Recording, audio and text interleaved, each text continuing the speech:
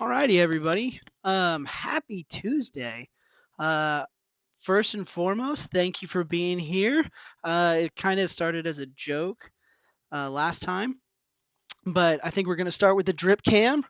I'm going to get a dedicated drip cam, and it's going to be really obnoxious with air horns and like shaking the screen. I'm working on that now, but I'm rocking the Star Wars Rebel hoodie, the world's tallest leprechaun shirt for good luck, and then of course the Don't Mess with Texas hat. I've also got my whole crew in here tonight. We got the missus hanging out in the back, so we'll get some good commentary. What's up, Mr. Joe? I've got my associate producers here, Aggie, who is on the ground right now, and Bully, who has already created another divot in the love sack. So, um, we're about to get started here in just a moment. This fun fact about this hoodie. Uh, we bought it. We had very little money, and I was like, "Oh, they had a Rebel Alliance one and an Empire one." Astro Chad, and we bought the Rebel Alliance one. We're walking to the car out of Target, and you remember what happened? You took it out of the bag, put it on, and said, "This is mine now." And so we walked right back in and bought the Empire one. So we actually have both the Rebel Alliance and the Empire one. So they will definitely both make an appearance on stream. Before we jump in today, hopefully you guys saw we're playing a new game tonight. Um, this is one of my personal favorites. I've got some very funny stories about this. So as we go through and I'm explaining it, I'm going to tell you guys those funny stories. The plan for tonight is pretty simple. I'm going to go through, just give a brief explanation for anybody who hasn't seen this. I know a lot of my students might not be necessarily as nerdy as I am. So I'm going to explain the game a little bit, and then we're going to go straight into the challenge runs. And so we're going to try and get 2 challenge runs in. Each one should hopefully, depending on how well I do, last maybe 45 to 50 minutes. and and we'll see if we can knock out 2. And then if you see Pilu in the comments, that is my wife behind me, so she will add some necessary commentary as we go through the game. But before we jump in, I just want to say again, thank you for being here. I've got some fun things planned in the future that I'll announce towards the end. But without further ado, let's jump right into the game. So, if you have not played this before, this is Shadow of Mordor. This is the first game in a 2-game series. It's slightly canonical in Middle Earth, so J.R.R. Tolkien's. Um, hey, Astro Chad's calling you out. You're not rocking the Empire hoodie today, so she's in her Queen of Naps Cinderella hoodie, which is, I feel like, more fitting. So, who is it? Oh yeah, oh yeah, it's Sleeping Beauty. Oh God, what an early what I've already failed. We're what? 2 minutes into the stream and I've embarrassed myself. So we're gonna go through. I'm gonna just hop into the normal story mode real quick. You guys might have noticed that I put in lots of hours. If you look up, I'm sorry, Astro Chat. I'm trying not to let you down. Hey, what's up, Prospect? You guys might notice in the top right corner, I in this save file every year or so, I usually restart this file. So yes, I 100%ed it again, and yes, I've put in almost 70 hours into the story mode. Um, I love this game. It's a game that I keep on tap. It's a game that when I'm having a down day, this is what I play.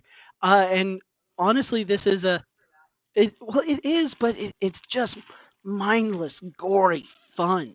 Um, and I just love it.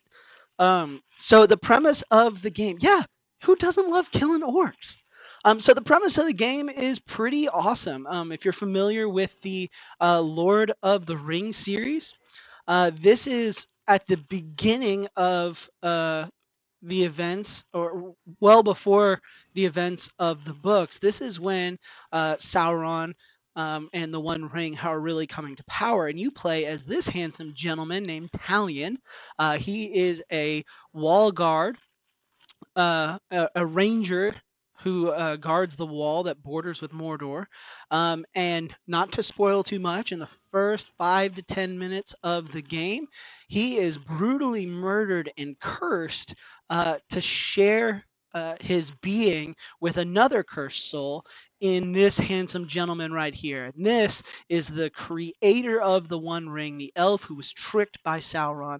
And so you're basically stuck in this human spirit hybrid.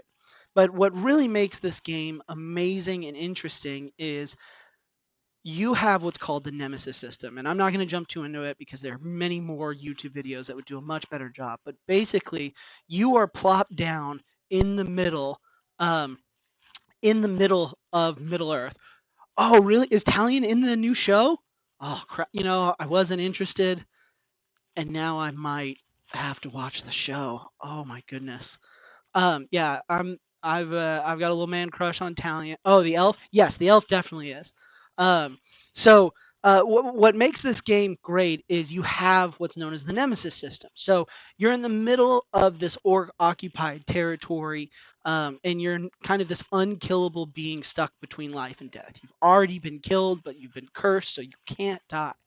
And so you become like this mythical beast that's hunting down orcs. Well, in each of the regions, there is a chain of command in the orcs, and you don't know who they are.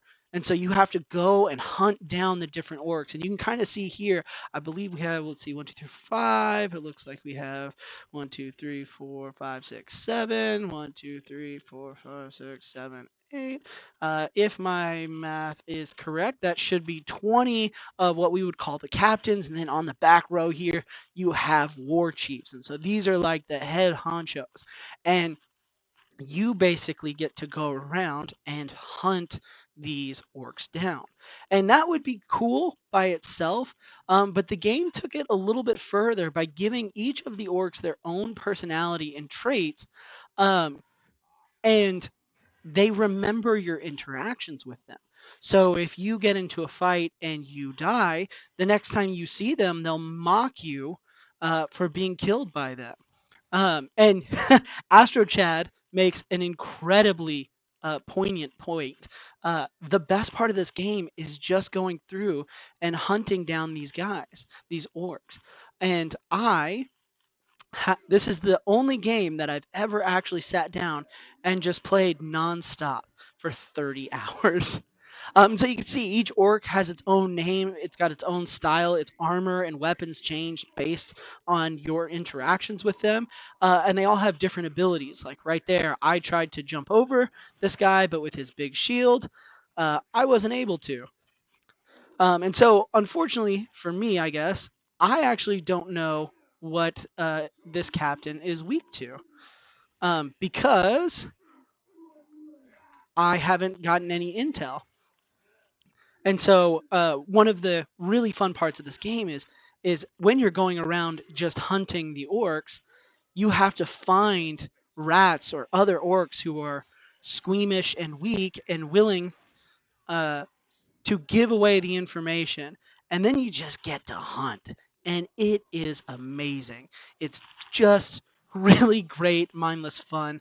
I don't know him personally, but I'm willing to bet that this is one of Quentin Tarantino's favorite games, just because of his love of gratuitous unnecessary violence. And you can feel good about it too, because we're not killing humans, we're killing orcs, which are mythical creatures and usually the bad guys. So, what we're going to do is we're going to do a challenge mode. So, we're going to go back to the menu here. And we're going to go, once you have gone through the game, you have these trials of war. And these trials of war are like a sandbox where you just get to go through and just have the fun of hunting down the orcs. Yeah, they kill humans. They're the bad guys. If it's a documentary, really. We're doing J.R.R. Tolkien's work. We're just helping him out. And so you can see there's simple ones. We're gonna jump right into this test of wisdom challenge first. And so this test of wisdom challenge is pretty straightforward. Our goal is to kill all 5 war chiefs plus 20 captains in 50 minutes. And so this is kind of the easier version of this challenge because we're going to start out with all of the intel. And I'm going to kind of explain what that means um, right when we get in. And then we're going to just start hunting. So you can see we've got a pretty large map. We've got a bunch of different regions that we can go to. If we look, you can see we've got like one big castle area over here. And we've got a big fortress down south. And then we've got another kind of big castle over here. Now, the orcs won't just gravitate to the castles. You'll have some that patrol, and that's what we're going to look at now. So here are the enemies that we have to hunt down. 20 captains and the 5 war chiefs. And as you can see, we can see every single one of them. So we can see not only where they are, but we can also see how to kill them and what their strengths are. Now, I will say, as somebody who has poured hundreds of hours into the first game, Shadow of Mordor, and the second game, Shadow of War, uh, this is baby stuff. The second game took everything that worked well and just made it so much better. So we're going to go through these handsome gentlemen real quick, just to get an idea of kind of where they are. And you can see their motive, which is always usually pretty funny. But we're going to just try and see if we can find a grouping of them and go and see if we can hunt a couple down at once or maybe turn some against them. So we also have these kind of twines that you see connecting the war chiefs. These are their bodyguards. So I think what we'll try and do, and I'm looking up at the top right corner, I'm just looking to see where everybody is in relation to where I am to see if we can run into one of these guys really quickly. And then from there, I think this is our guy. From there, we're going to kind of plan the rest of our route. So not the most efficient means, but definitely one of the funner. So this guy, our first guy of the night, he's fast. He's ranged. He can sense us, so it's going to be hard to sneak up on him. Say again.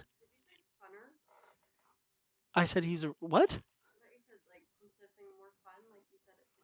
I might have said it's more funner. I'm not an English teacher. You loser. All right, so we're going to go find this gentleman. He's up at the north gate, so we're just going to head straight up north. Hey, Keezer, thanks for the follow. I really appreciate it. If this is your first time hanging out, thanks for stopping by. I hope you're enjoying the gameplay, and I hope, Presley isn't like just ruining the whole experience for you. I kind of have to keep her around as my wife, but she means well. So one of the things that we're going to try and do is once we get close to where these guys are, we're going to go into spirit mode, and that's going to give us a little bit of an advantage to try and find where these guys are. Now, she's making it better. Oh, see, Jack actually knows you. All right, we found our guy. Now we can hit him. Hey, True, it is always good to see you, bud, and hear from you, bud. And as True can tell you, I was a member of the Texas A&M cult, and so it's always fun to have friends from Texas Tech. I know we're not in the Big 12 anymore, but we like to relive the rivalry.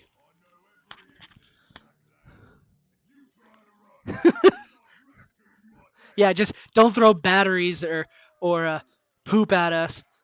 So you guys might notice too, this guy has a green weapon, so his weapon is poison. Now we're gonna see if I can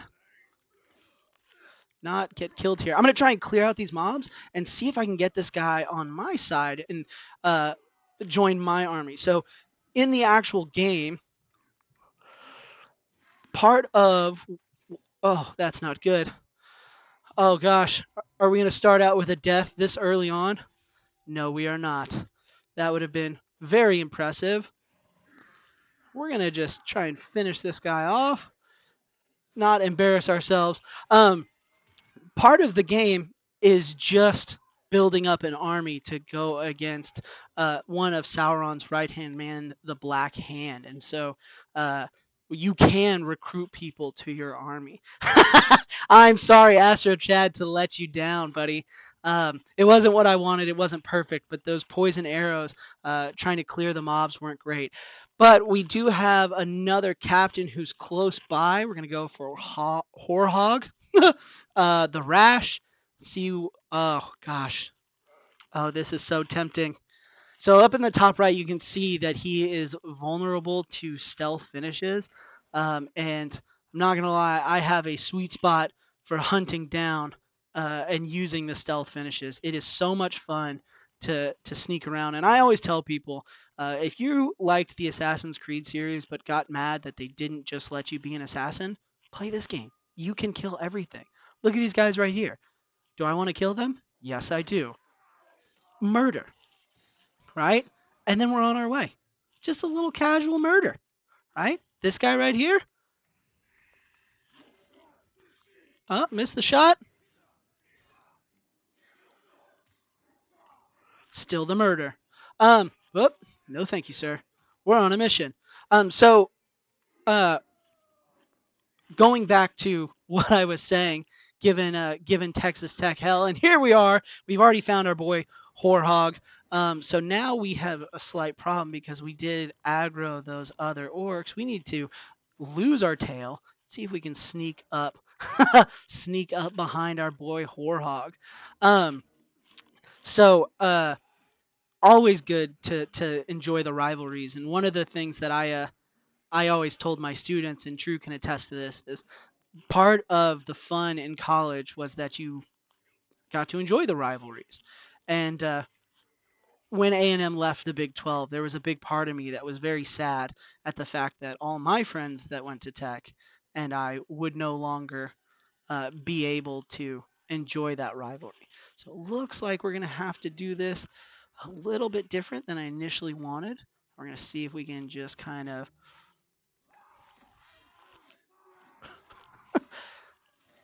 look at that. Goodbye, Horhog. You did great, but just not great enough. And we're going to see if we can continue this train. It looks like we've got Bagaboog, the Screamer, up next. We're making good time. We can damage him with stealth attacks, but we can't kill him instantly. So this one is going to be a little bit more difficult. Yeah, Horhog was a bit of a disappointment. We went through him pretty quick. So we're going to mark this guy, see if we can lose this tail and find a space to find him. So he's a little bit deeper into this base. But Mr. Jote might remember this. This was Mr. Jote and I went to college together.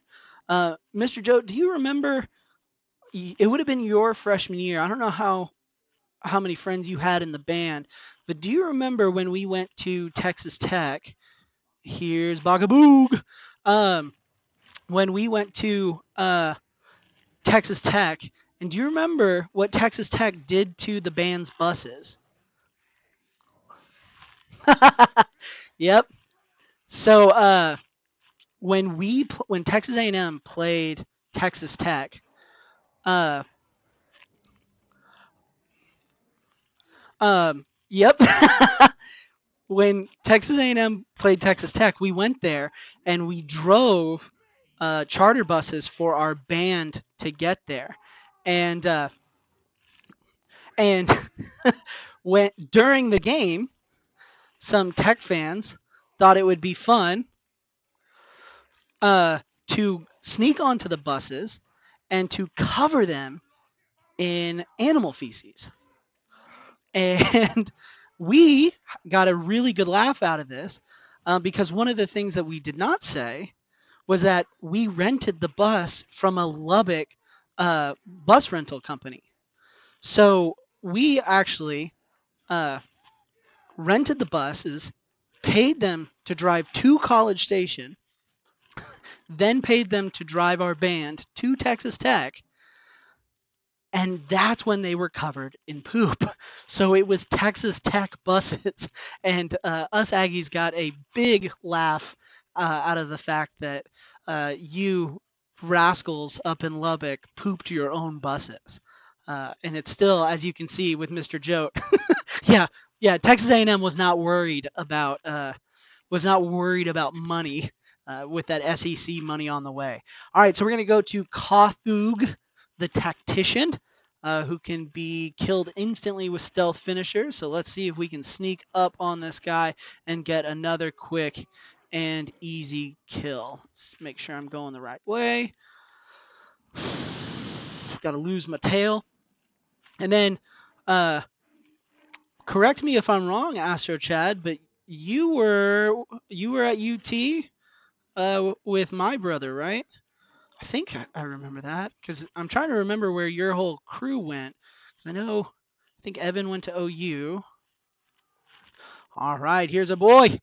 Let's get another quick, easy, efficient kill because we are 5 minutes in and we already have 3 captains down. We're making decent time. We'll put ourselves. Oh, that's right. Astro Chad was with us. He drank the Kool-Aid. That's right, because you were always able to hang out with me. What the hell am I talking about? Astro Chad is another one of my buddies from high school that we were able to hang out a lot in college and also share some pretty. That's right, Zane and Ryan went to UT. So Zane is Larry Tater's. He might be checking in later, but he was my brother. So having family and friends. Say again. I mean, he still is most of the time. But big fan. We're fans of the rivalry. When we moved to the SEC, at least in my house, uh, it was a bummer to say the least. Yeah, we had some phenomenal times in college. Mr. Joe 2025, what you talking about, boy? All right, so we're gonna go with Ratlug Jitters. Let's see. We're just gonna have to fight this guy straight up. Oh, he found us. Oh, that's right. The rivalry is coming back. Thank goodness. And in very uh, Texas Tech fashion, they will be left behind, and so we can always make fun of them still. And there we go. Look at that. So we got snuck up on by a captain. Another super fun thing about this game that they refined really well in the second game is these captains can actually hunt you down. And so we were able to get Rat Luke, and as you can see with the decapitation, that's another captain down in a really quick amount of time. So let's see if we have anybody close. It might be time for a war chief. And it looks like we have a war chief right near us, which could bring out this captain. So let's see if we can go 2 for 1 and really speed this experience up. This isn't. I wouldn't consider me skilled enough to call this a speed run. um, but the point is to go quick. So uh, as we get closer to that 50-minute mark, I'll probably be talking noticeably less as I panic to try and not look foolish on stream. And then we'll do the second one where we have to add a layer of actually finding intelligence about all these guys. Now, one of the cool things that you see here, the war chiefs, because they are higher up on the chain of command, they usually only show up if stuff is really hitting the fan. So we have to show that stuff is hitting the fan. So we're going to take out this captain's archers to try and draw him out and make it look like his archers all over his base are just falling to a mystery force. And so you can kind of see here when we go into our spirit vision that we're able to pick these guys off relatively quickly. Let's see if we can. So that right there is 3 out of 4. Looks like, do I have an easy shot? I got an easy shot on this guy. So now our war chief and his bodyguard are going to show up. So it's going to be a 2-on-1 fight with a geared up, very angry war chief. Let's see if we can put ourselves in a situation with a good win. Okay, vault blocker and vulnerable to stealth. It looks like he's already kind of suspecting where I am. All right, we can't stealth anybody right now.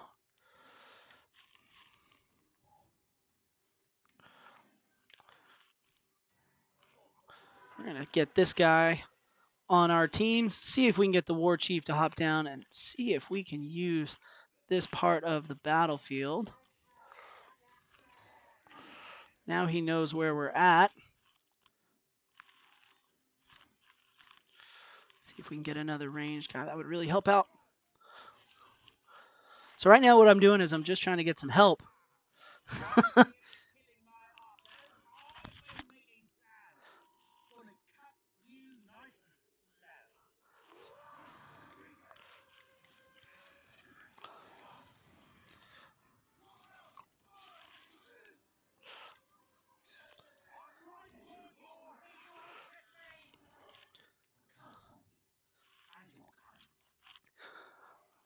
So we were able to do that very quickly and efficiently. We're actually going to dominate him, and we are going to use him to start a war with one of the other war chiefs and see if we can use him, since he is ranged, to create a power struggle and see if we can get kind of a 2-for-1 deal. So it's a risky play because we don't get the immediate kill. And now we have to get his bodyguard. We're going to see if we can kind of mimic the same thing.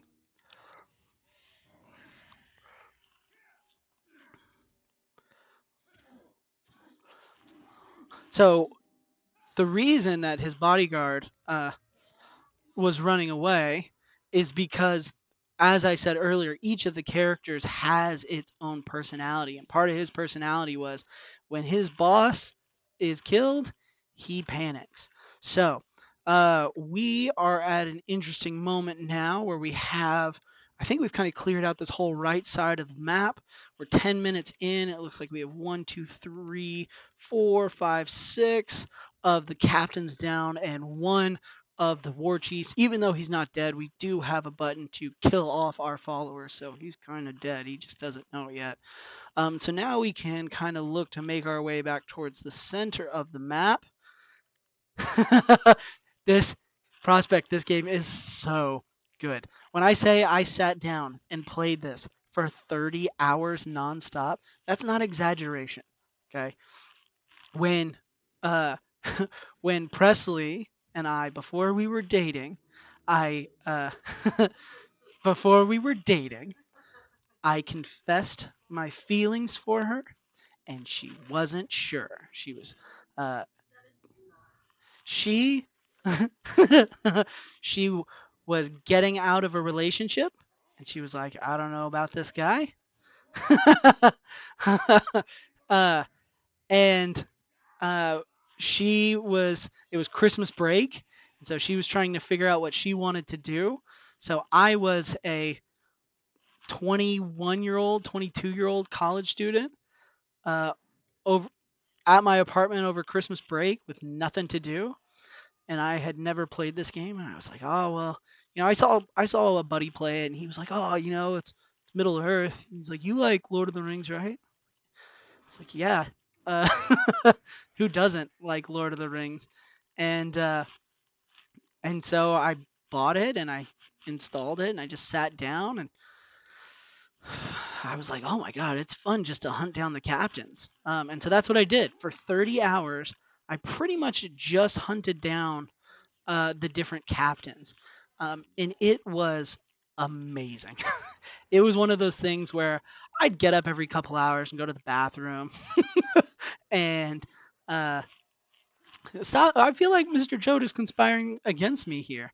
Calm down, Mr. Jote. And and I sat down, and for 30 hours played, I would get up to use the restroom. I had, I think I had like 2 or 3 beefy 5-layer burritos in the fridge. It was the burritos. Yeah, I was living that full bachelor life. Um, But I just was like, oh, I'll play it until I get tired or I stop stressing about this whole situation. Um, and when I finally was like, okay, I think I'm good. Um, it was 30 hours later, and I had gone through maybe half the game, barely playing the story missions, um, because I was so focused on just hunting the captains. So what I did there, I didn't actually kill our boy Lorm, the gluttonous. All I did was I branded him, and so you can see that spirit mark on his face. So when I need him, I can grab him. Hey, see, Astro Chad knows. Twitch has really added to this, but I love playing games with my friends. Mr. Jode has kind of really invigorated this love uh, of it for me. Um, but I've been touting games. If I think they're good, I'll tell everybody who will listen. And so, uh, Astro Chat, I'm glad you picked it up and played it too, man. This game's fun. And if you haven't played the sequel, oh my gosh, the sequel's so much better. Oh, it's so good. But so, and Prospect, if you're listening, man, if you're debating whether this to get this one or the second, get the second. It's a little less canonical.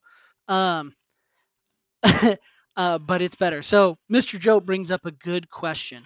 Why not play the sequel? But you know what? Prospect had the same question. He was like, dude, it's like I played that one. Why not play the sequel? So we're gonna make a small change.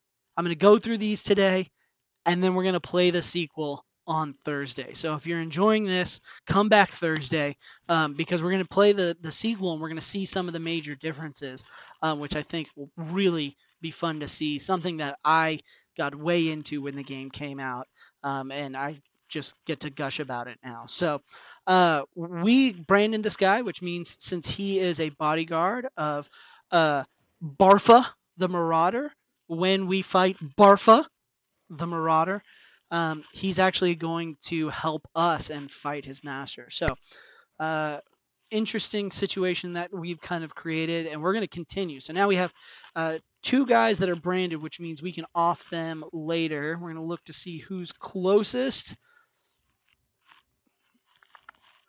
All right, we're going to go for Lugdash, the Painted. Can't be vaulted, hates ghouls. This is our guy. Let's get after him. So another thing, just because we're going for speed here, that I'm not really worried about. When you're playing this game casually or going through the story, one of the big, parts of the game is, uh, awesome, Mr. Joe. Dude, you're good, man. Uh, oh, we'll fix those stream elements, but you got the daycare crud, man. You take care of yourself. Um, One of the cool things is you can actually cause wars in between the different orcs, and so we are going to try and avoid. We're going to do one or two of those in this run, but it's not our priority right now. So we'll dominate this guy. I think he might be a bodyguard. Let's see. Let's command him. Let's see if we can draw. Um, it looks like he is not. So we're gonna go back and we're just gonna kill Luke Dosh. Um, but while Mr. Jote is just lurking, so I've said this before. I'll say it again. Mr. Jote is one of my best buddies from college. We're gonna have a lot of streams together. He's somebody who kind of got me into this whole situation. But he's also one of the funniest people that I ever interacted with. He's on my hockey team. We truly do hang out all the time. And he's going through two playthroughs right now. If you're interested in more good content, and I know True hopped on last night. He's going through the A Last of Us playthrough to coincide with the TV show. Um, and then also, he just started a new series, and he's going to kind of officially start it on tomorrow, Wednesday, of a game called Dead Cells, which is an action roguelike. He had about an hour of practice yesterday after he finished his Last of Us playthrough, and we had a blast. He has a lot of stuff set up where you can get to be really involved. Ooh, we found a different guy than the one I was initially going for. So this is one of the big fortresses. We're going to try and see if we can sneak in and get a quick, easy kill. What I did there, you guys might notice those other orcs fleeing. You have the option when pursuing orcs to kill them quietly or to do what's called a brutalize. You might see it down at the bottom, where you attack them in such a manner that low-level orcs will panic and flee uh, if they feel like they're going to get killed. That was a really good kill. So one of the things about these tests at the end of the game, uh, I'm way over leveled just because I've got 70 hours in this playthrough. And so I'm able to jump around and do a lot of damage. You're able to upgrade your weapons, and so my weapons are of course upgraded with these buffs that you get for killing the different captains, which makes me look much more skilled than I actually am. It's a shame that Mr. Jote has the daycare crud from his kiddo, because he would be more than willing to tell you that it's all luck. It's no skill. So we're going to see if we can get Scoon the ear collector. But it looks like he's got a full posse going with him. So we're going to see if we can Yeah, the combat in this game is so fluid. It feels really great to just run, jump around, and then boom. And so we were able to brand this guy. We're not going to worry about him because he is a bodyguard, especially because we have this guy who I believe is insane.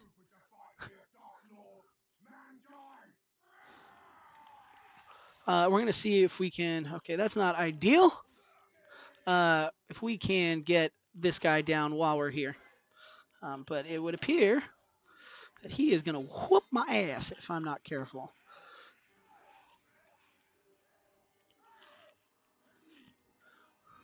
And so you can see the explosions in the background.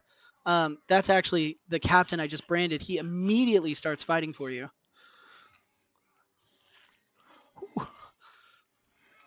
We're going to have to do some crowd control here. So this captain, we're not. Oh, that's not ideal. So another great thing is if you brand somebody to your army, they're not invulnerable. It's not a guarantee that they survive. Um, oh goodness, I think I guarantee. So when I went through and did my practice, I was doing much better. But we're able to get him down.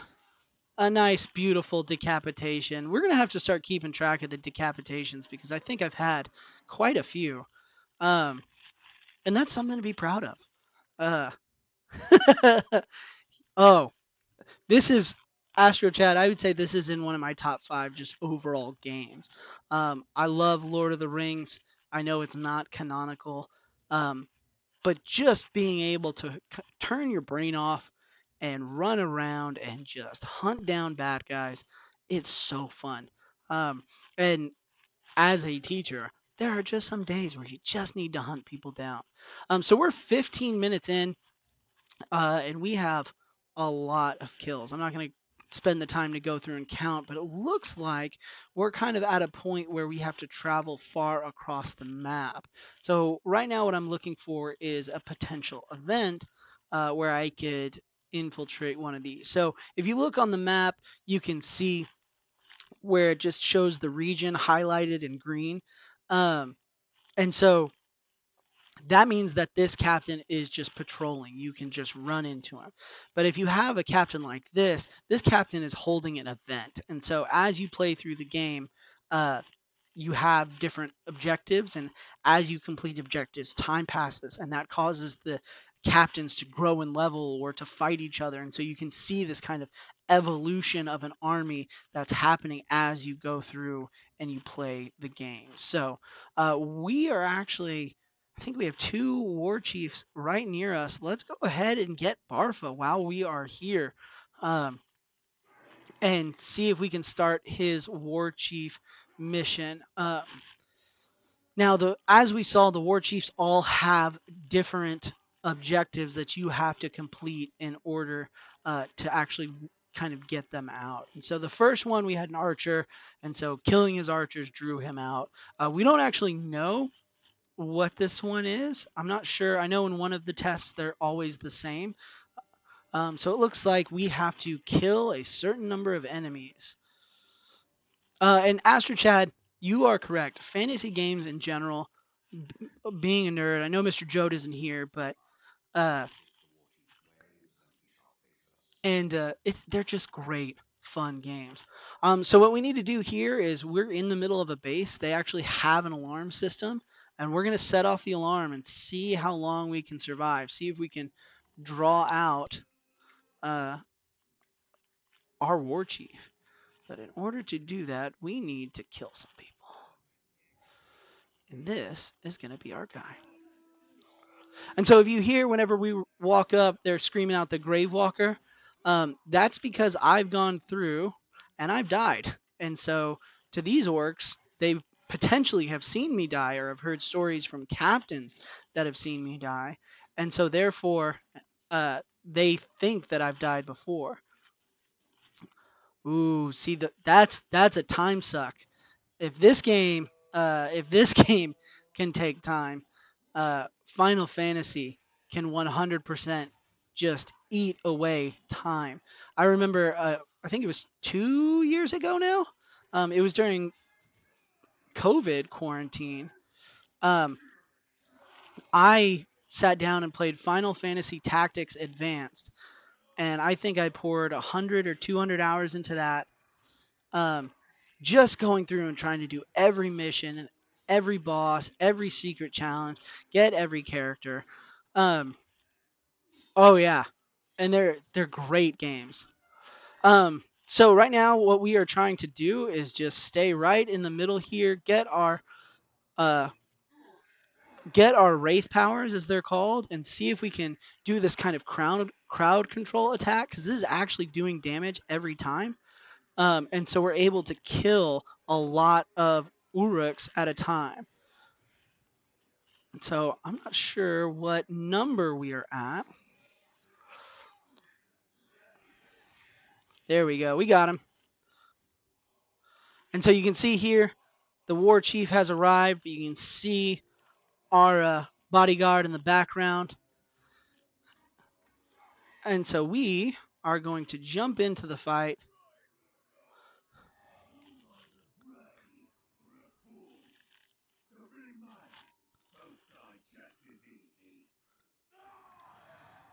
We're going to activate. And so what's happened now is you can see one of the bodyguards has broken off, and he's actually going to start helping us in the fight. And I think, ooh, that's not good.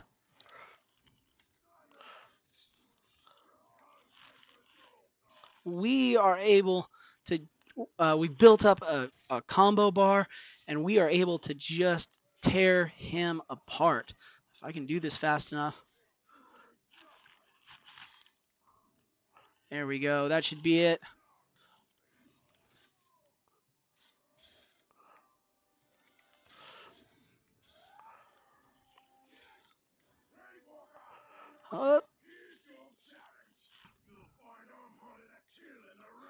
I'm trying to kill this guy.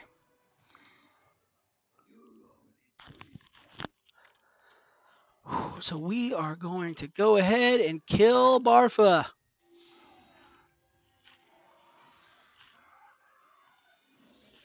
There we go. That's another decapitation on the board. And that's a war chief down.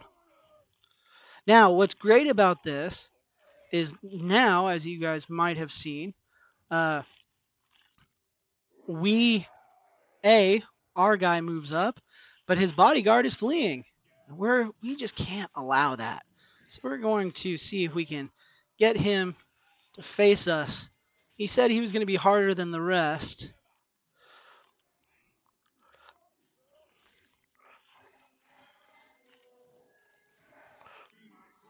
So now we call our bodyguard back in.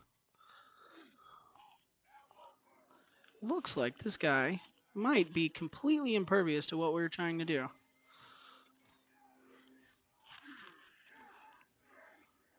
I wonder if he is.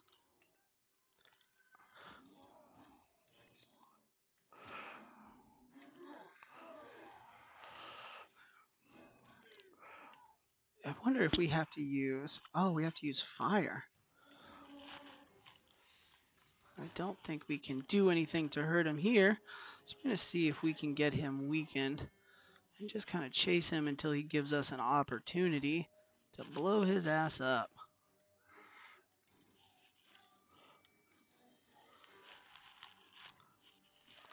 I'm vulnerable to stealth.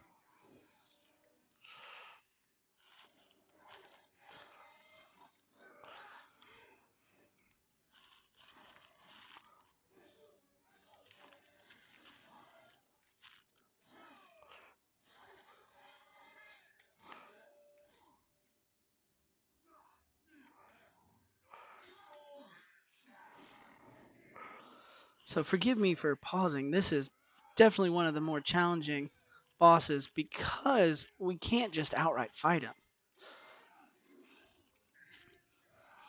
I'm not sure we're doing any damage.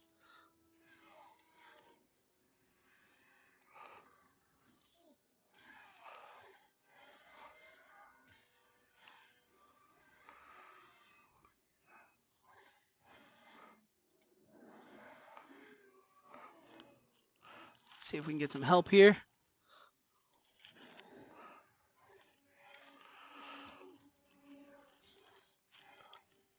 So what I'm doing right now is I'm just kind of using an exploit of the game where you can brand these guys. And if an enemy is for whatever reason a combat master, we can potentially use Oryx to damage him because he might not take damage from us, but he'll take damage from other Oryx. And now that we've got him to the green, we can easily grab him. And one of my favorite ways to get a quick kill, you can throw him off the edge. So we were able to do it. It was kind of funky, but it was fun. And I think that that puts us in a spot now, right where we can go and get another war chief. So we're going to get this war chief by hunting his hunters. All right, Borgu the Thunderer.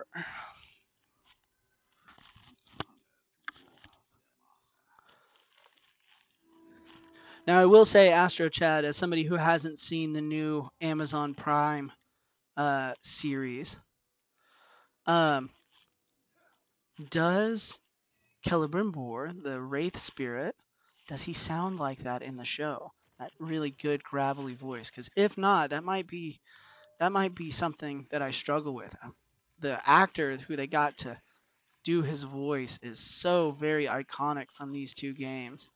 Oh, it's a shame because it's just phenomenal. Let's see if we can just kind of. He's a dumber older guy. uh, oh yeah, Prospect. You were telling me about the show too. Oh, that's a shame. That the actor they got just has that nice, very kind of sarcastic mentor voice. I think this should be our fifth hunter. There we go. Oh yeah, solid point. He's not dead yet. Um, you know what, Prospect? I trust your opinions. As somebody who uh, has read through the books, somebody who has, uh, I would say, is well versed in the lore. I very much trust your opinion. So let's see what we got here. We're going to see if we can jump behind our captain. Maybe get some. Ooh, okay, I'm struggling here. So you might have noticed I paused there. You might have heard some buttons going on. That was because I was trying to do a power that you don't get until the sequel, um, which is embarrassing because I tried to go through and make sure that I knew everything that I could do.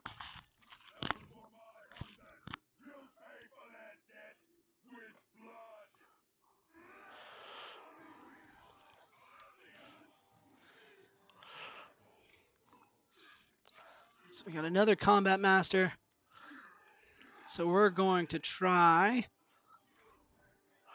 and see if we can get his friends to help us. So that's a brand right there.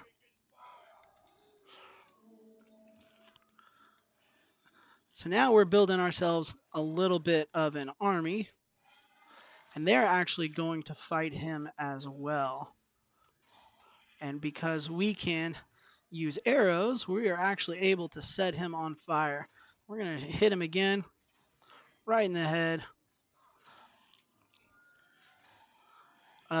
My wife is, I'm sure, laughing at my faces.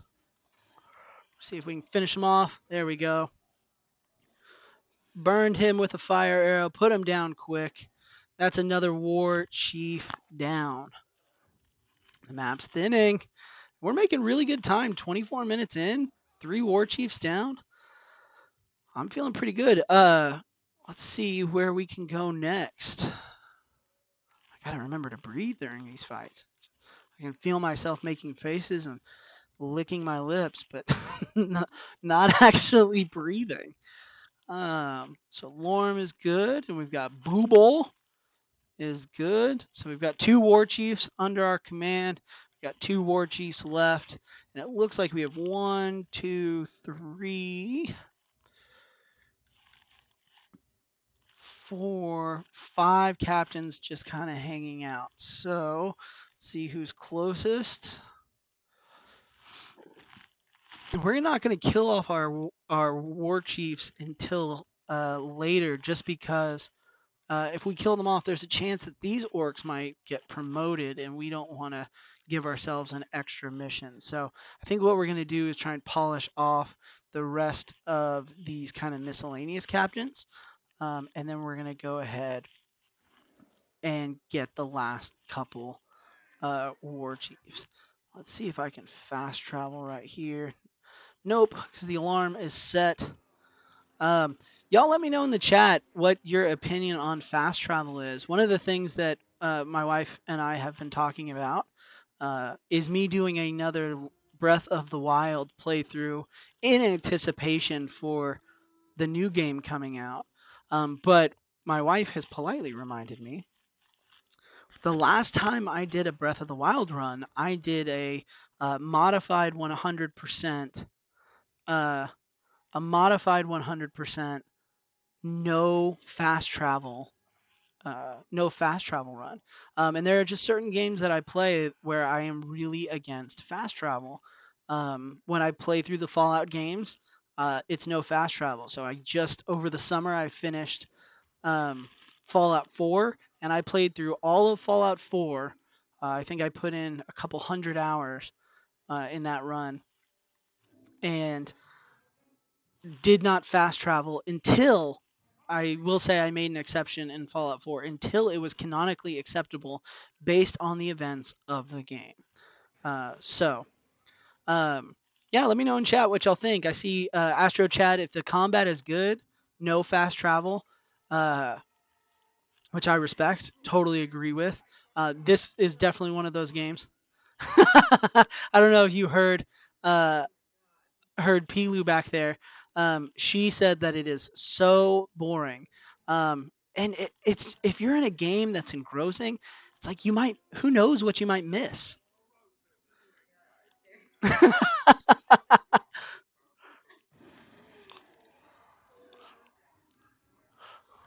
that's that's a that's an amateur gamer attitude.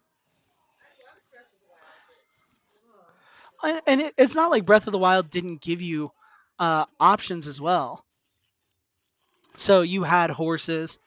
Thank you, orc friend, for finishing off your captain, doing me a favor. In Breath of the Wild, you had captains, or you had horses that you could ride around.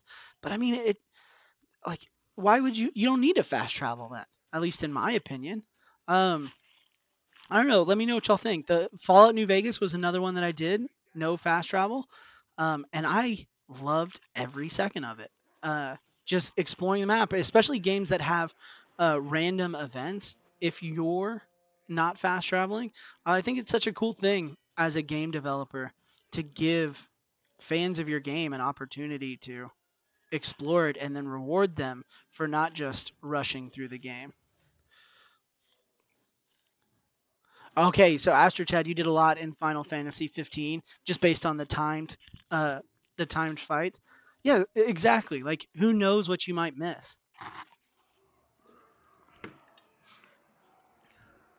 All right, so what we've done here, every now and then uh you'll have events where captains will actually fight each other. And so what we're going to do is just kind of let these captains fight it out and just clean up the mess afterward. And so they don't know we're here. This is just normal orc power struggles. Um, and so each captain has brought their crew, and they're gonna fight each other to the death. And the survivor gets promoted, and the loser is dead. You didn't do any in the Final Fantasy VII remake? No fast travels or no of the timed events? It looks like this gentleman is going to win. So let's see. Combat finishers is what we need. Ooh, I was not expecting the backstab. So just like each of these captains have different things uh, that make them strong against you, that also applies to each other. So as you can see, Kuga down there was able to win that battle pretty quickly. So here we go. We're going to mark our guy. So Kuga is afraid of these flies. So we are going to shadow strike him. And this should be a nice, quick kill. We're going to dominate him, use our Wraith powers, and then we are just going to break the neck. And because sometimes orcs will have fears, if you exploit that fear, they basically lose all of their buffs. So that's why we were able to do that quick. So one of the things that I really love about coming back to this game and doing the challenge runs is uh, it's fun to think through all the different challenges. Looks like we've got another captain literally in this base. Ooh, that's not the same captain. So it looks like we have two. One's patrolling. We're going to see if we can find the other one. Looks like here he is. Combat finishers. So it looks like we have a lot of just basic fights tonight. We're going to see if we can get ourselves a little bit of aerial support. We're going to get this guy branded.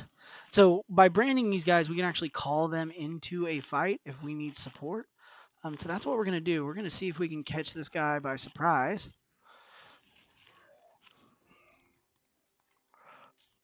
And then we're going to drop.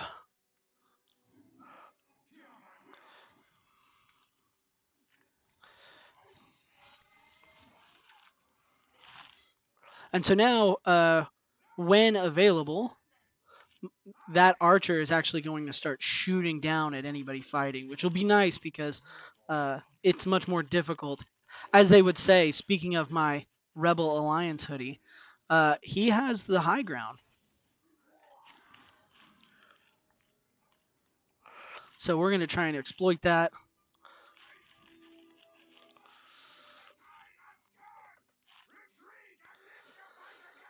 No, sir.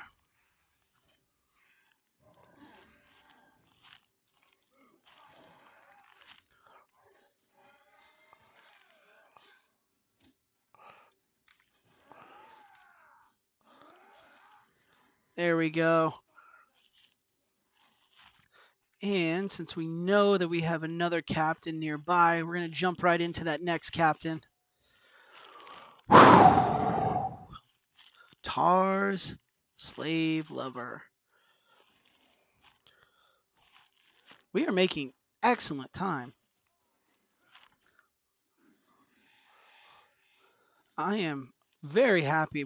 I've had some pretty decent luck with some of uh, these enemies just being in good places, or I'm able to do enough damage with the environment. The heart rate is high. I know that this is not a gungeon run, because again, if we do die, it's not necessarily the end of the run. But yeah, the heart rate is not low. I am definitely feeling it. I can see that timer, and so I'm trying to be cognizant of that.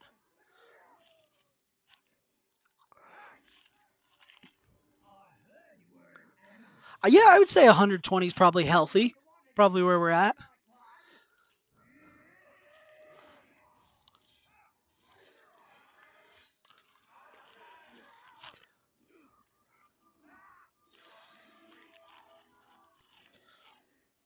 So what we're doing now, because we know this guy is a slave lover, we are trying to just brand as many of his followers as possible, and so his slaves are actually the ones who are going to fight against him, which I think is kind of just, if you will.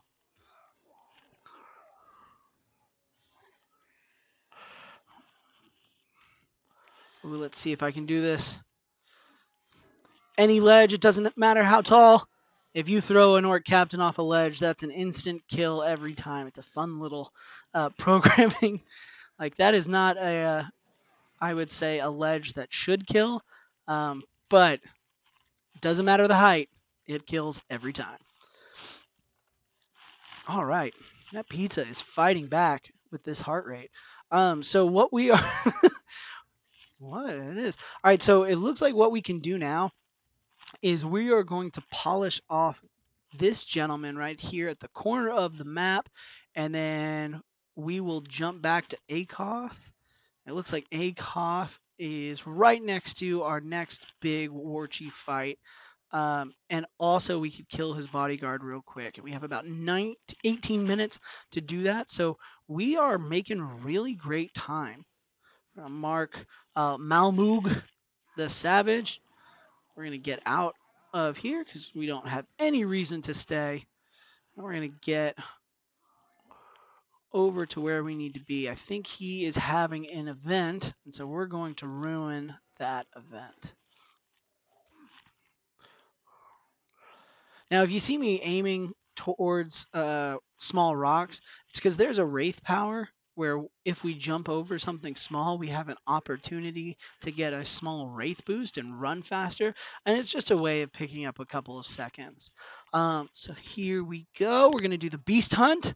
So what this means is we cannot let all of these Caragors, these kind of hound-looking beasts, be killed.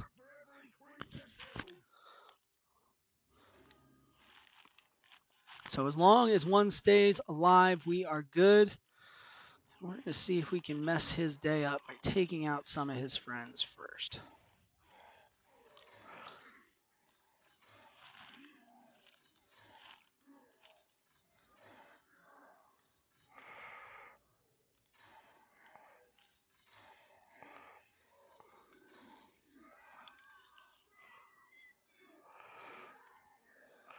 So now he's going to have a much harder time. We're going to see if we can actually mount one of these bad boys. Oh, dang it. I always do that. Let's see if I can get one again. Here we go. Yes, you do have the opportunity to save and protect the animals, Krakus. In fact, there is even a DLC pack all about protecting kind of the animals from being abused. I did on accident. I'm sorry. I hit the wrong button. Um, but protecting the animals from these mean orcs. So you get to meet a lot of the wildlife. A lot of it is aggressive to you as well. But as you can see, if you're nice to them, they're nice to you.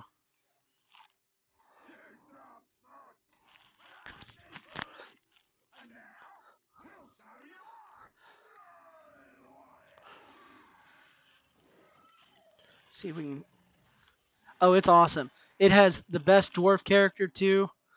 Uh, we're gonna drain it.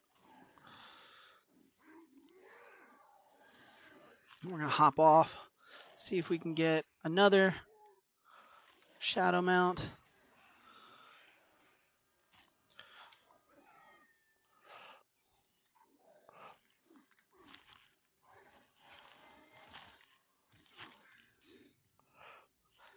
And you also have the best dwarf character. So funny. Um, yeah, riding the giant trolls or the Graugs is one of the funnest things in the game. We've seen one or two just kind of in the background, but I'll be honest, uh, not what we're here to do tonight. We're hunting captains, but because we were able to kill him and we saved the animals. Uh, Oh, Krakus, welcome, buddy. It seems like you might have missed the gratuitous violence. I think, Krakus, since you just got here, I think we're up to, let's see, one, two, three. Oh, we've definitely had more than three. Three confirmed decapitations in this game. All right, so we are going to, it looks like everything is by event now. So let's see if we can jump straight into this raid. We're going to mark this and get both of those orcs there. We're going to ride our friend here where we need to go. While we're riding there, chat, since we did save the animals, what should we name this guy before we let him loose to roam and murder indiscriminately?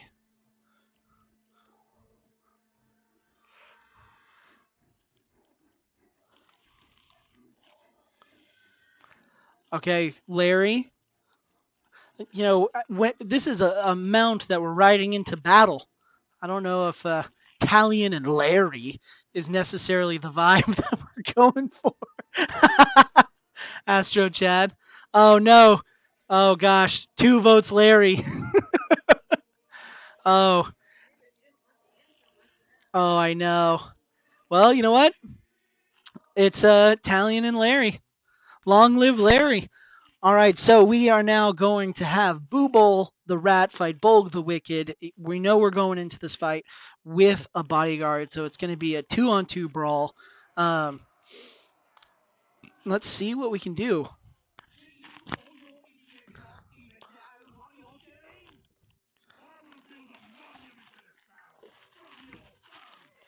I'm going to go out on a limb here and say it's probably not going to go well for our friend here.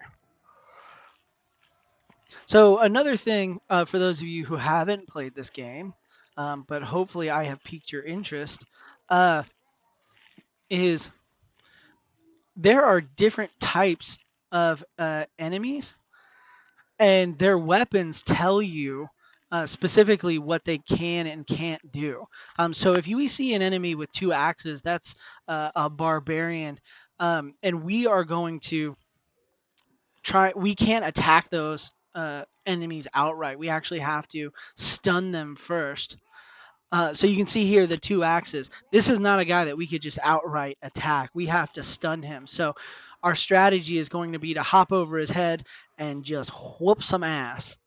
Krakus, I'm going to get a good, very violent kill for you. I think you need it.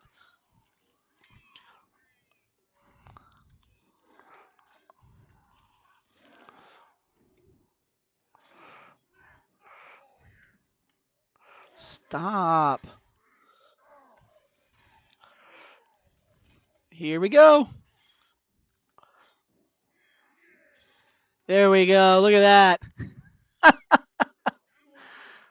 Actually, because he's a barbarian, he will block every. He's a barbarian and a combat master, Krakus. There is almost like an extended Rochambeau that you have to fight or you have to face. You know what? When you're right, you're right. Larry would be able to kill him for sure. Now we're at a very interesting moment because we have Boobol the rat with us. We only have one war chief and one captain, and I think, Boobol, you have done your job, but I do not need you. And there we go. That's one war chief down.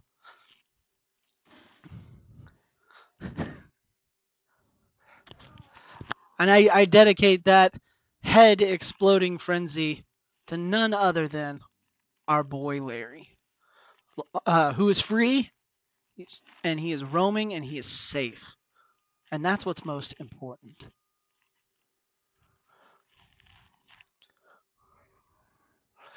So it looks like we are at the third. Yes, I did just Thanos snap those dudes. Uh, a fun Wraith ability for this game. That hopefully, if I convince you, Krakus, to play this game, that you will also enjoy. Now we have another opportunity here to save one of our friends. Let me make sure. This is a monster slayer, so he is able to kill monsters quick. So we are going to shadow mount this guy, and we are going to get him to safety.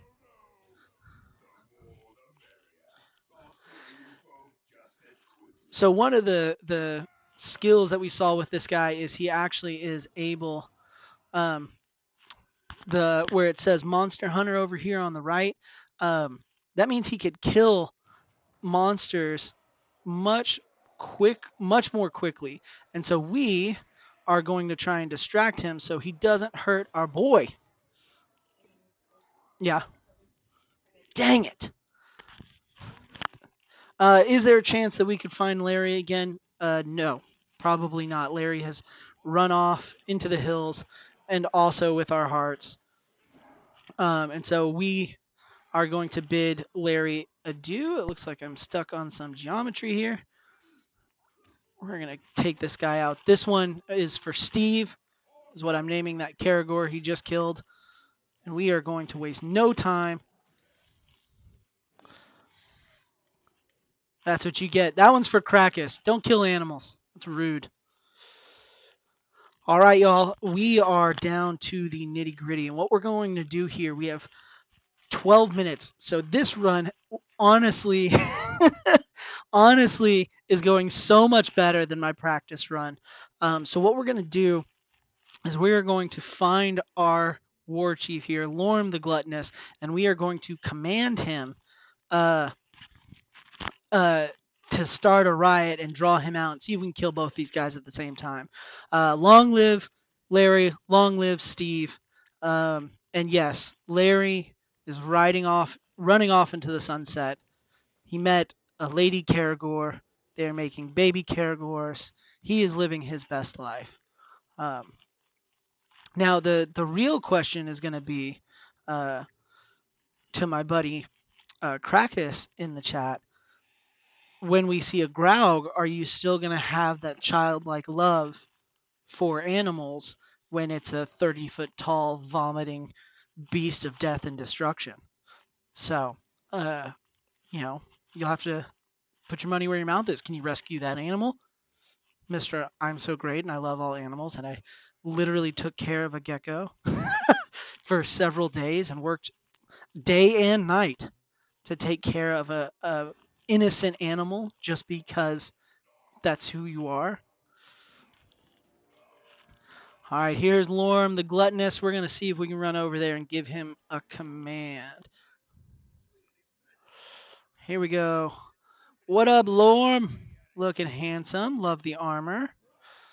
Sorry, buddy. You did a great job. It just, nature is tough. So we are going to command him. Is that not a beautiful sight? Look at that empty field of dead captains. And we even got good RNG because it is on our side of the map for Amug the Murderous. So we're going to run and we are going to take him out. It looks like we're going to have to just fight him outright. So that's our next objective.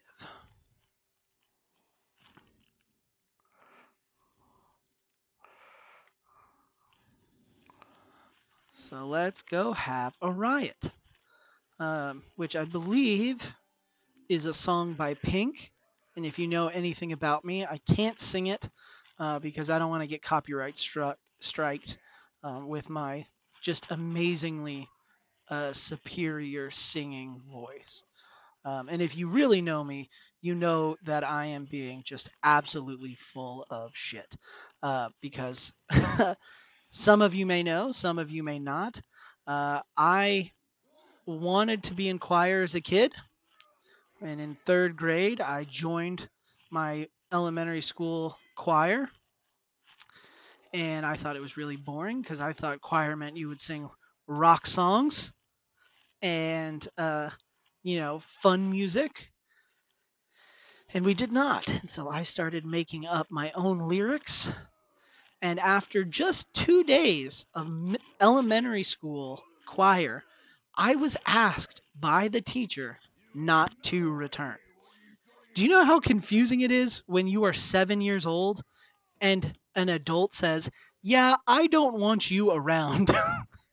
uh, it was I wouldn't say life defining, but it was notable. It pretty much ended my singing career.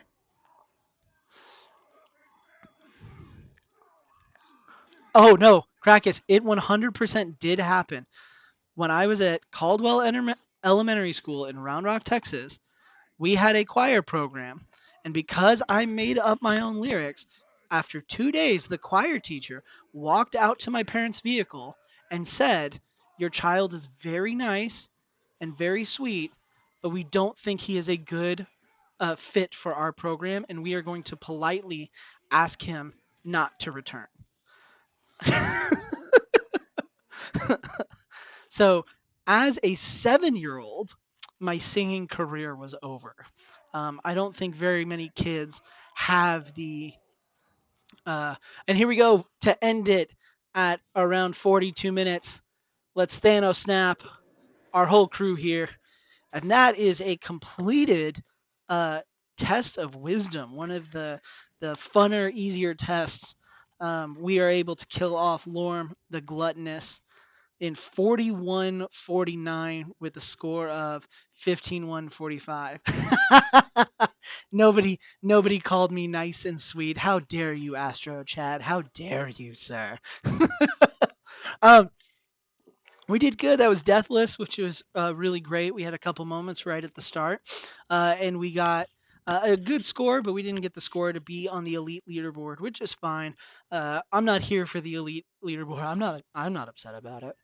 Um, but that was a really good trial. I'm going to take a moment, let my heart rate drop before we go into I believe it is the test of the ring.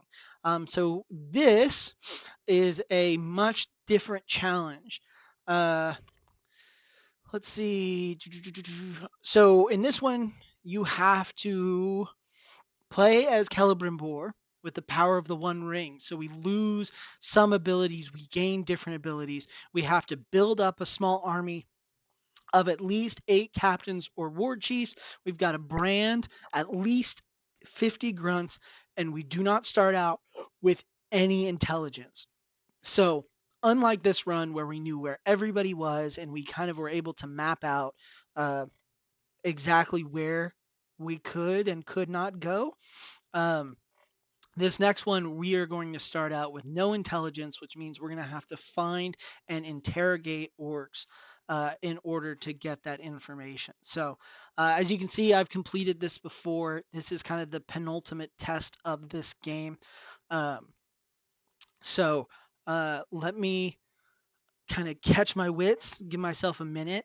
Um, while y'all are here, if y'all could do me just the biggest favor, if you scroll down on your page where you're watching, I've actually started a poll. I put up 6 games. So I've got a big announcement later on tonight for what's going on in February. My wife and I have kind of been talking about what we want to do. And so we're going to officially announce it tonight.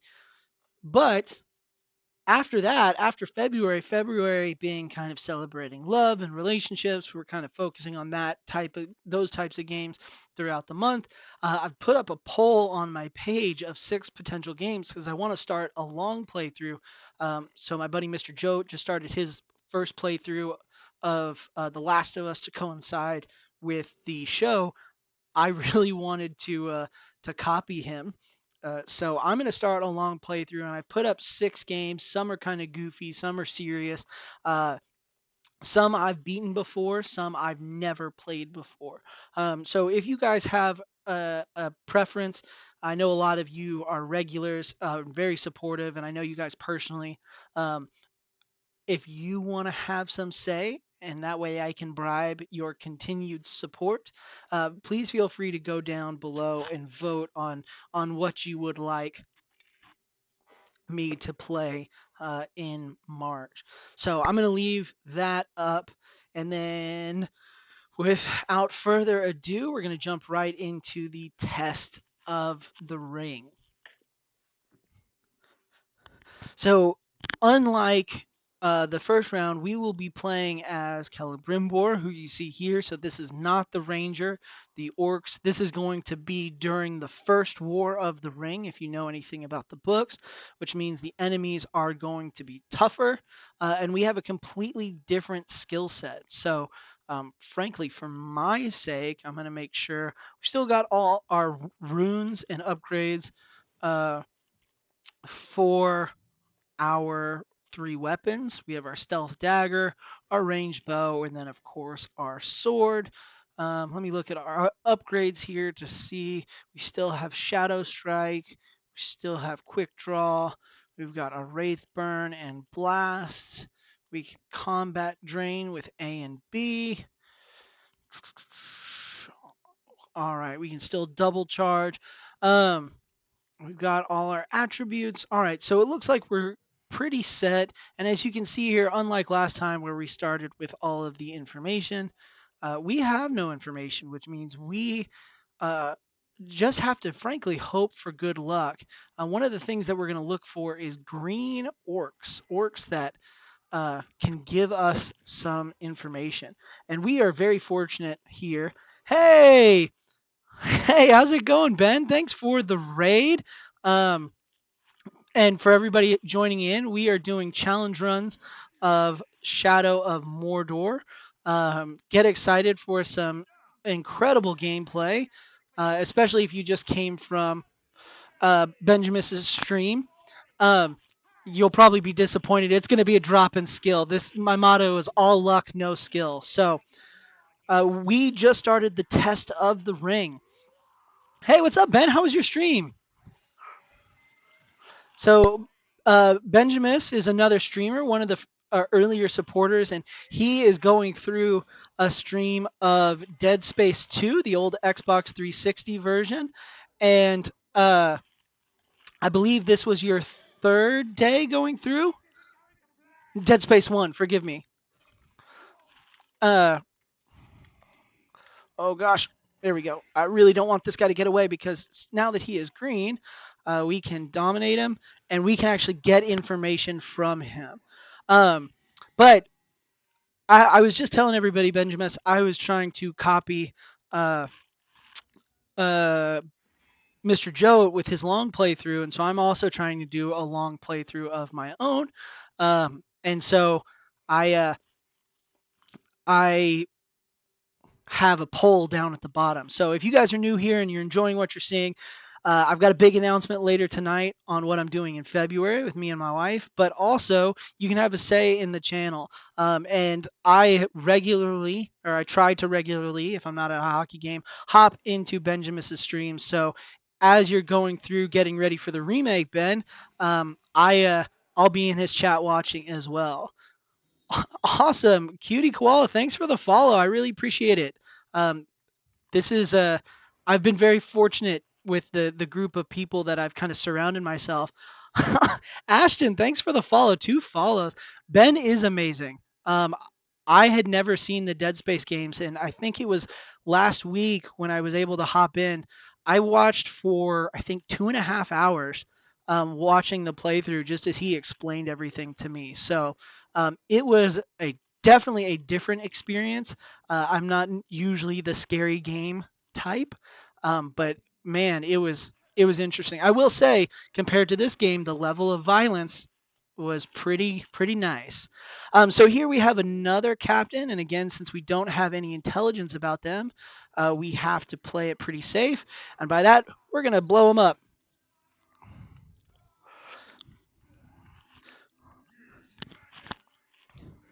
So if y'all who are joining in from the raid, if you haven't seen this game before, this game is unique. Um, Besides blowing people up, I do try to stay family friendly. So I'm actually a teacher. So I do try to keep my cussing to a minimum. And not every game has gratuitous violence like this game. I will say the benefit of this game is that we're uh, we're hurting orcs and not people. I try to. I've never been one to play games and be the bad guy.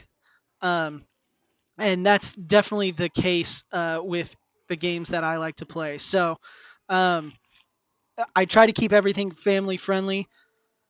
You can see here what we've done is we've kind of built ourselves a little army with some of our wraith powers, and it seems like we are able to use ranged on this gentleman here. And so that's what we're going to try and do is we're going to try and keep using our arrows and let this little army of troops that we've built up do a lot of the fighting for us. And you'll notice if you were here for the last run that I just did, I don't have that kind of wraith slowdown as I go through. Oh goodness.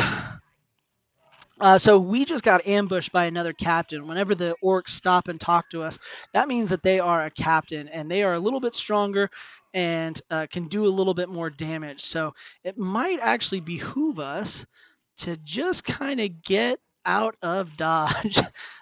These two captains with this specific character can be really overwhelming, and we have better options on what we can do. So it looks like we might be able to get some support from up top.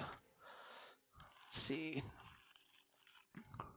And so you can see too, there was kind of like a thin line around where we were last seen. And so what that means is part of this game is frankly running and hiding. We're going to see if we can take advantage. I hit the wrong guy. What an amateur mistake. Get those clown emojis ready. What an amateur. But now we've kind of let the big group kind of die down. And now we can really focus on just taking these two guys out ourselves. And we've got that archer above us. I know, Astro Chad. I'm trying.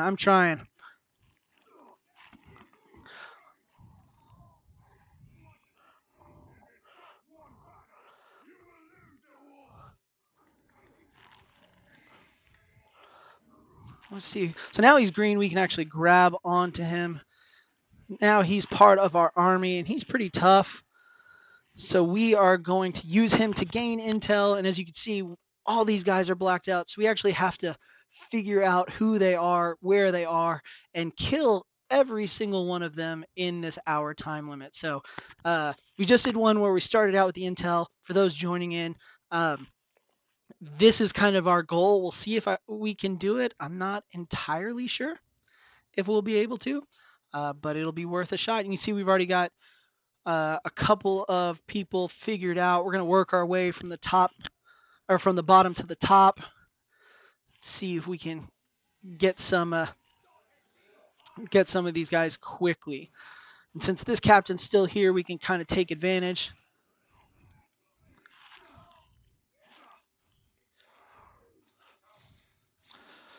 All right. I know I said this was family friendly, but there is our first decapitation. Oh, goodness.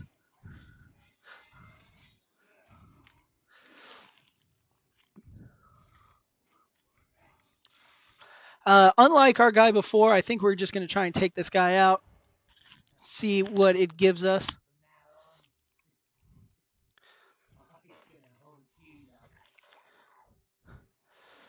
actually, we're going to dominate since it's early on, and we're going to gain intel because we've got to figure out where all these people are.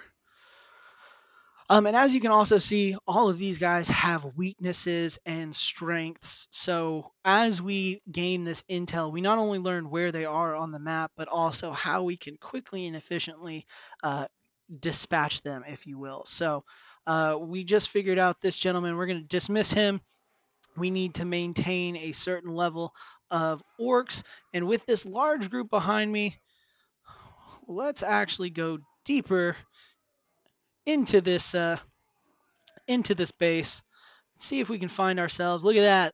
Whenever you have a big group like that, that usually means that we have another captain, and we're going to see if we can continue our spree here and take out this captain while we're in the area. Just save ourselves a little bit of time.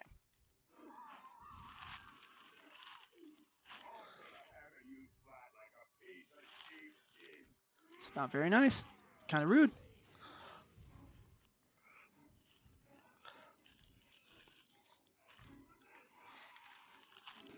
So you can also see that icon, that green kind of square right above. That is what we would call a rat. That's an enemy that if we were able to brand them, they would give us intelligence. They would rat out their commanders in order to kind of gain favor with us. So if we see those guys, we are definitely going to try and take advantage of it. Ooh. Let's see if I can do this. So that's our one free counter.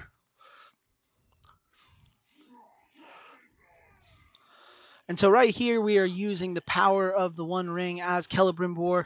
We are able to kind of take advantage of that, and we can use our Wraith powers. We're going to use that to just kind of build up an army. One of the checklists that we need, for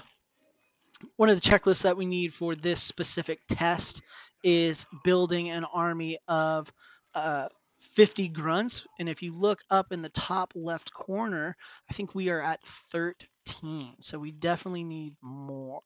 I'm not sure where our next captain is. So what we're going to do is just try and run away. Just do a quick sweep to make sure that there's no captains around us that we might be able to pick up. And I think what we'll do is we'll just go right here to this kind of next mission, see if we can hop in, find another captain. Ben, I got to ask, man, because I know we were on Mr. Jote's stream yesterday. How did it feel having your first sponsored stream below the belt, man? Like you just got that right underway. We were super impressed. Oh, wow. That was really, really great luck if you were able to end your stream right as your internet died. But I'm definitely glad you're back, and I deeply appreciate the raid, man. But I was just asking, I don't know if you heard it. Uh, Mr. Joe and I were super impressed at at having a sponsored stream, and so I just wanted to ask, A, how did it happen, and B, just how did it feel, man, to get that under your belt? I could totally see why you got offered. I mean, I was in your stream for 2 hours and definitely enjoyed what I was watching, and I'm sure other people. I think Cutie Koala hopped in and said, you know, that she was enjoying your stream. So I don't think it's any surprise.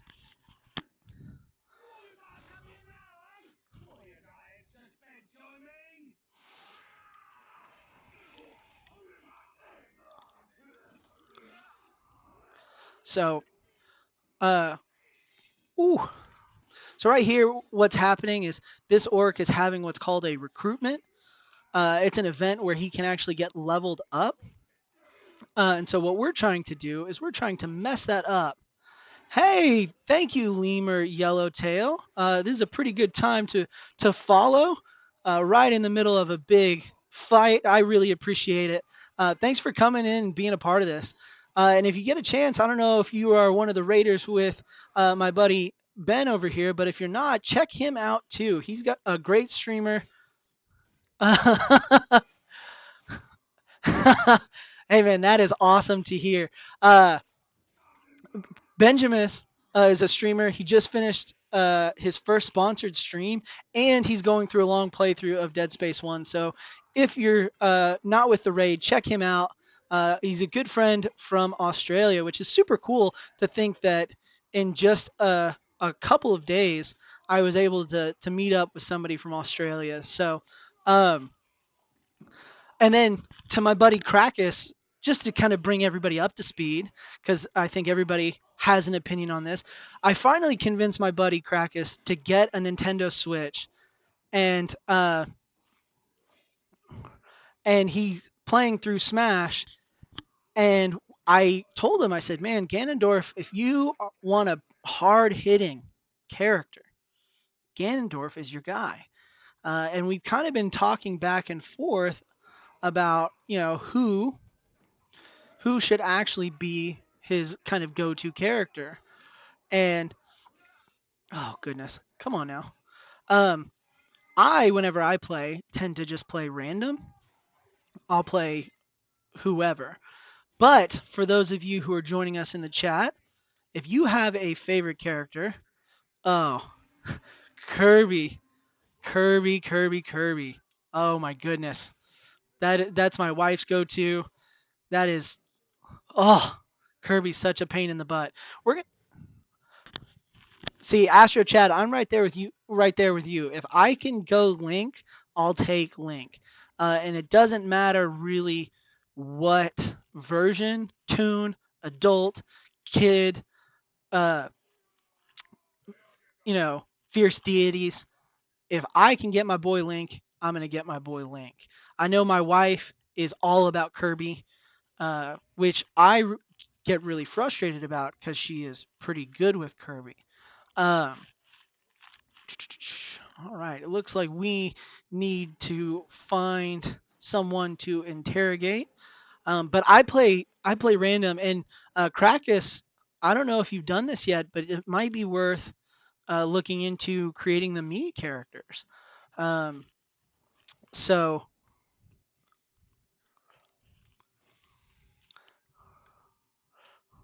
awesome. Thanks. Hey man, Ben. I appreciate the lurk regardless, man. Thanks, buddy. You too. I hope your streams are well, and I'll check into the next one I can. Um, But Krakus, I think it's time you make your own Princess Travis.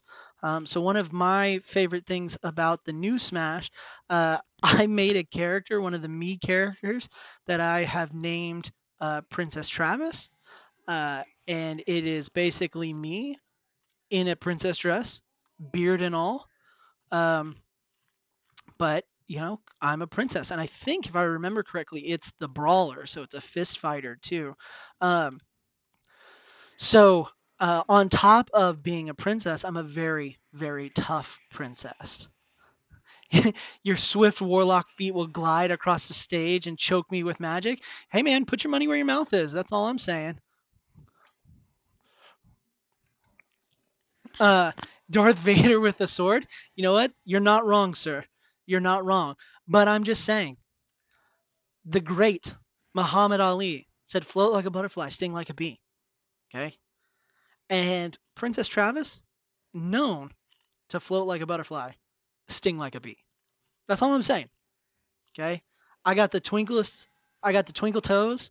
Okay. I got the speed. I'm just saying, you're kind of putting yourself up against a wall when it comes to Princess Travis. Just something you should think about. We're gonna see if we can get Mog Longtooth. He's down here at the south part of the map. This is a one of the garrisons, so I guess this is a west garrison. Um, don't you sit here and be talking bad about Princess Travis. All right, that's your warning, sir. Um, but usually these garrisons, make sure I'm going the right way. These garrisons also have more than one captain, so it's usually a good idea if we are looking to gain more intel to try and head there. Um, so here we are at the garrison, and I didn't want to go there, Krakus. One of the fun things as a teacher that we get to do, and if you guys are not teachers, um, one of the things uh, that we get to do is on days where kids are testing, we usually, when we have downtime, we play video games, and we get paid to do it, and it's amazing. Um, and so you know what, I almost feel bad pointing out that the last time that happened, and me and Krakus had, you know, testing, that when we played Smash, I don't want to say it was an embarrassingly dominant victory, but it wasn't not embarrassingly dominant. Uh, and if you're thinking to yourself, man, those are fighting words. They are. They are fighting words.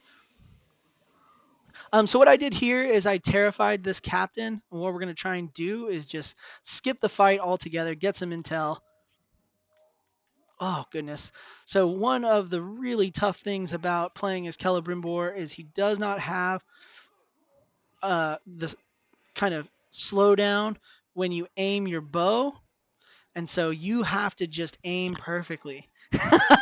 Listen, as Astro Chad said, and it's probably still in the chat, we don't make excuses here. We make results, Krakus. So, did you own a Nintendo Switch at that time? Maybe not. It's not for me to say.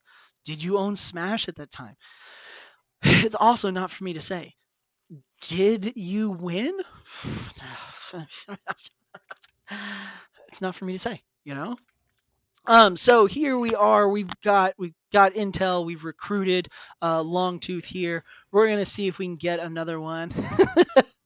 But uh, as I've kind of alluded to, for those of you guys that have stayed for a majority of the stream, um, I've got a big announcement about February, kind of the month of love. I've been talking to some of my friends, and I've been looking into it. So it may be a Krakus versus Game with Coach rematch on this stream. So something to look forward to. Of course, if you guys haven't already and are enjoying this, you can follow me on Instagram. I always try to post updates there once a week, and then on the day of streams. Larry Taters would not make excuses. And that's another person too. My brother, who, if you guys see him on chat, is Larry Taters. I've talked to him about potentially doing a long playthrough of a game that we grew up playing. Um, and I'll be honest with y'all.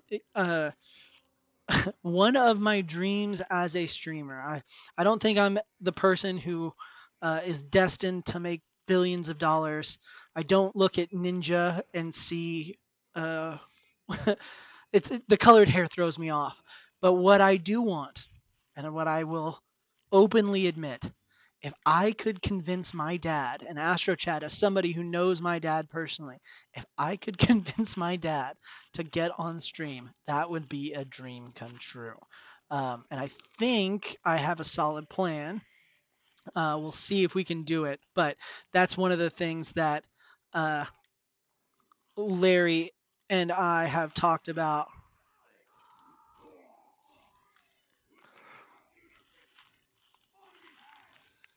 Stop that. Stop. Hey, Vincent Death. Thank you for the follow. I really appreciate it. My name's Game with Coach. I'm actually I'm a high school teacher and a high school coach, and um, I hope you guys are enjoying this. I really use this as a way to kind of keep up with my former student. Dude, dude, he was gonna give us intel. What are you doing? This is really a way for me to keep in touch with my former students. Earlier in the chat, I had one of my former students. I had one of my former students join in, which was really great.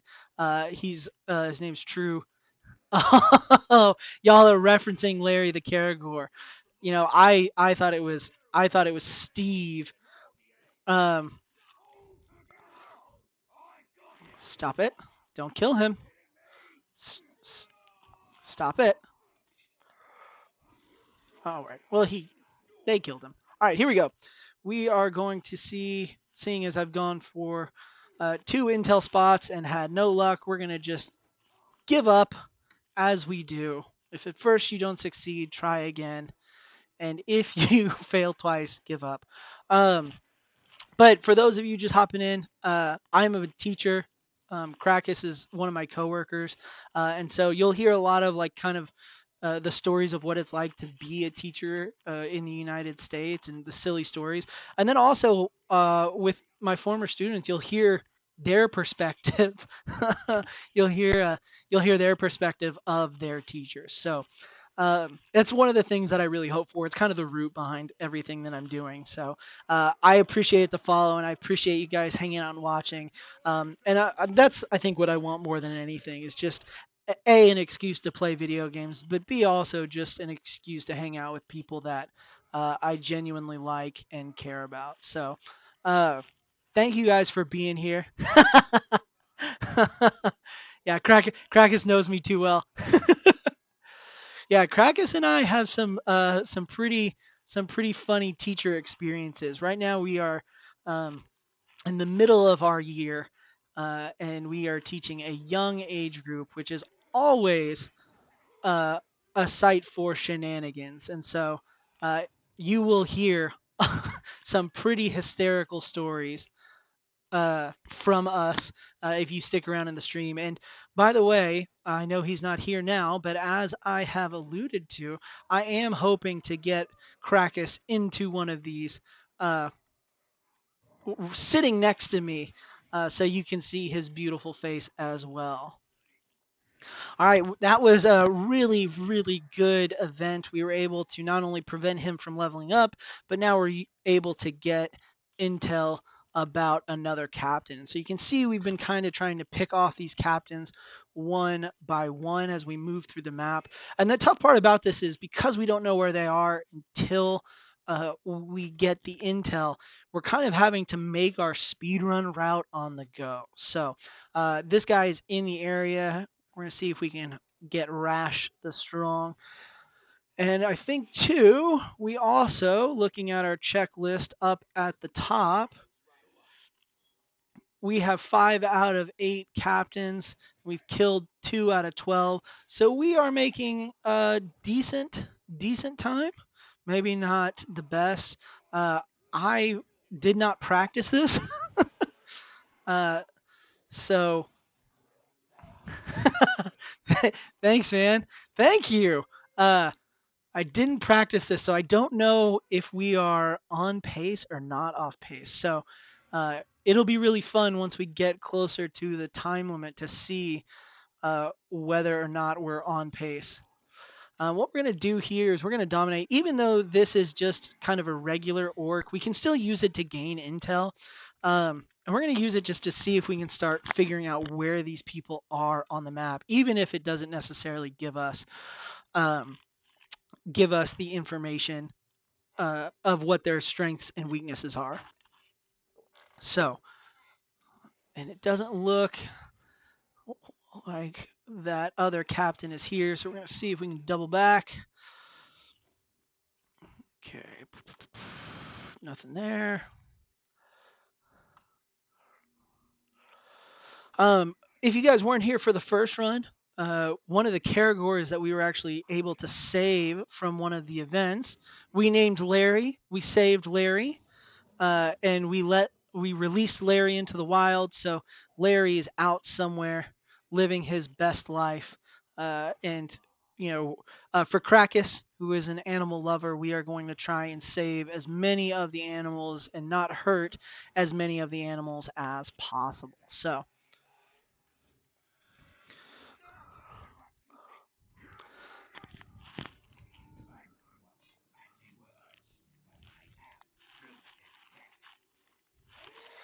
So we're going to see if we can. Oh, goodness.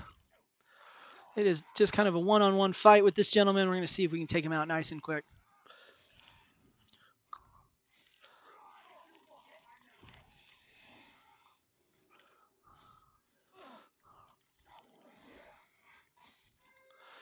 There we go.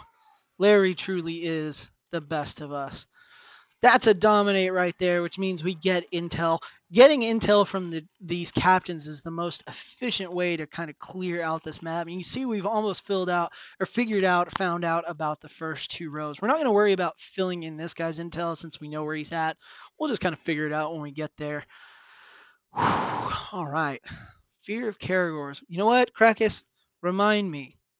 When we fight this guy, the best way to fight him is to release animals and to use Larry and his kin to try and take this guy out. So we're going to try and really use those animals against him. So we'll dismiss this guy right here.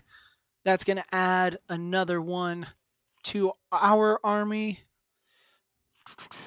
And I think we should have one on the way. Let's see, make sure I'm not missing anybody. Let's go find Ukram, the complainer. And let me actually check to see what his. He's also afraid of animals. It looks like, Krakus, that we start thinking of a name, because if we see a Caragor, which I think we should be able to get one pretty quickly, we are going to need another name for our Caragor. Look at that. So, if you guys want to call out names in the chat, we've had one Larry, we've had one Steve. Percuous, is that how you say it?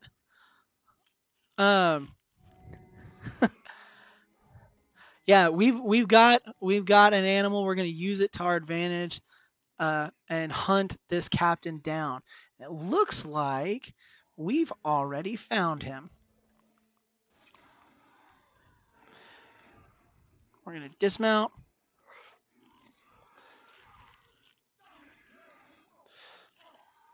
Perseus. I like it. Okay, Hank or Perseus. For those in the chat, it seems we have a battle between Krakus and Astro Chad. So I think Hank and Perseus are our top two, and we'll call him whatever name we choose, the Flaming Caragor, because I accidentally set him on fire.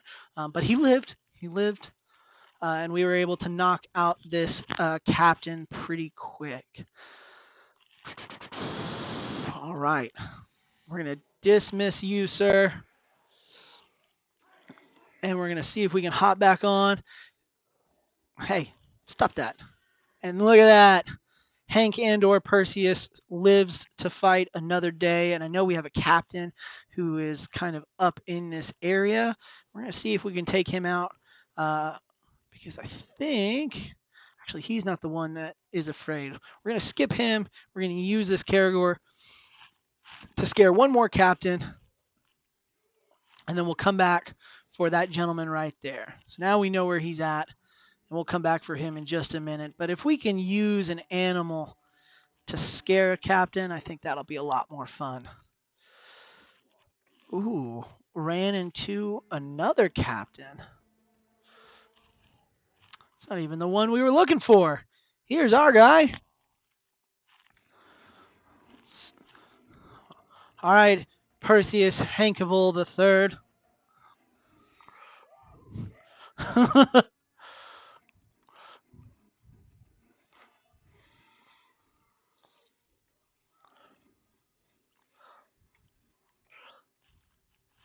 Look at that. Another captain down really quick. Let's gain some intel.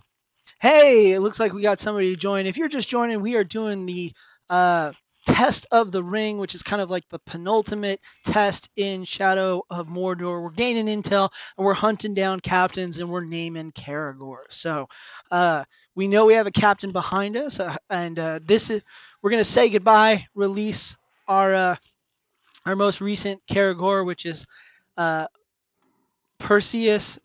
Oh God, did I forget the name? That's embarrassing.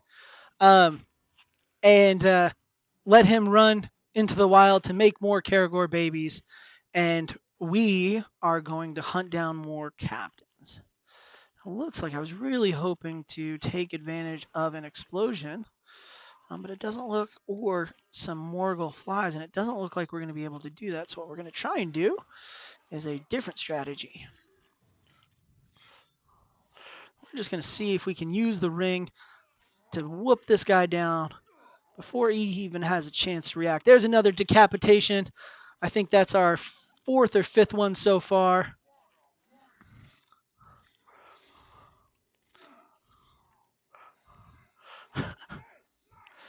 Perseus Hankerville III.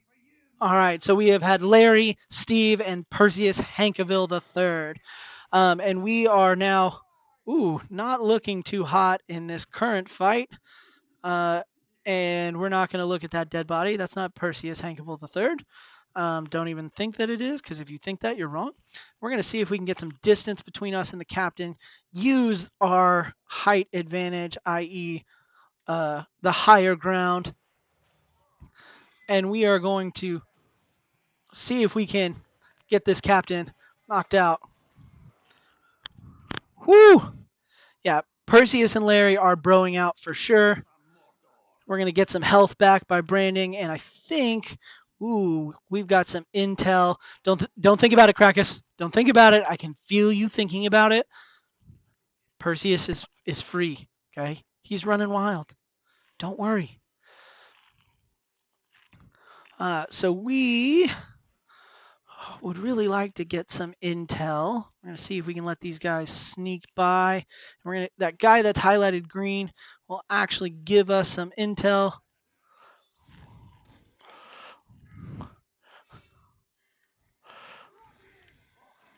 Unbelievable. All right. Well, you know the saying, if at first you don't succeed, try again, and then if you try again and you don't succeed, then give up, and if you try again, well, that was just a mistake. All right, we're going to try and get away from these guys and again get the higher ground. And we don't actually know what this guy is weak to. So this is going to be a tougher fight. We've already used up our ring powers, if you will. We're going to try and get this gentleman right here to give us some support from up top. And we're going to take a chance here, see if we can get close.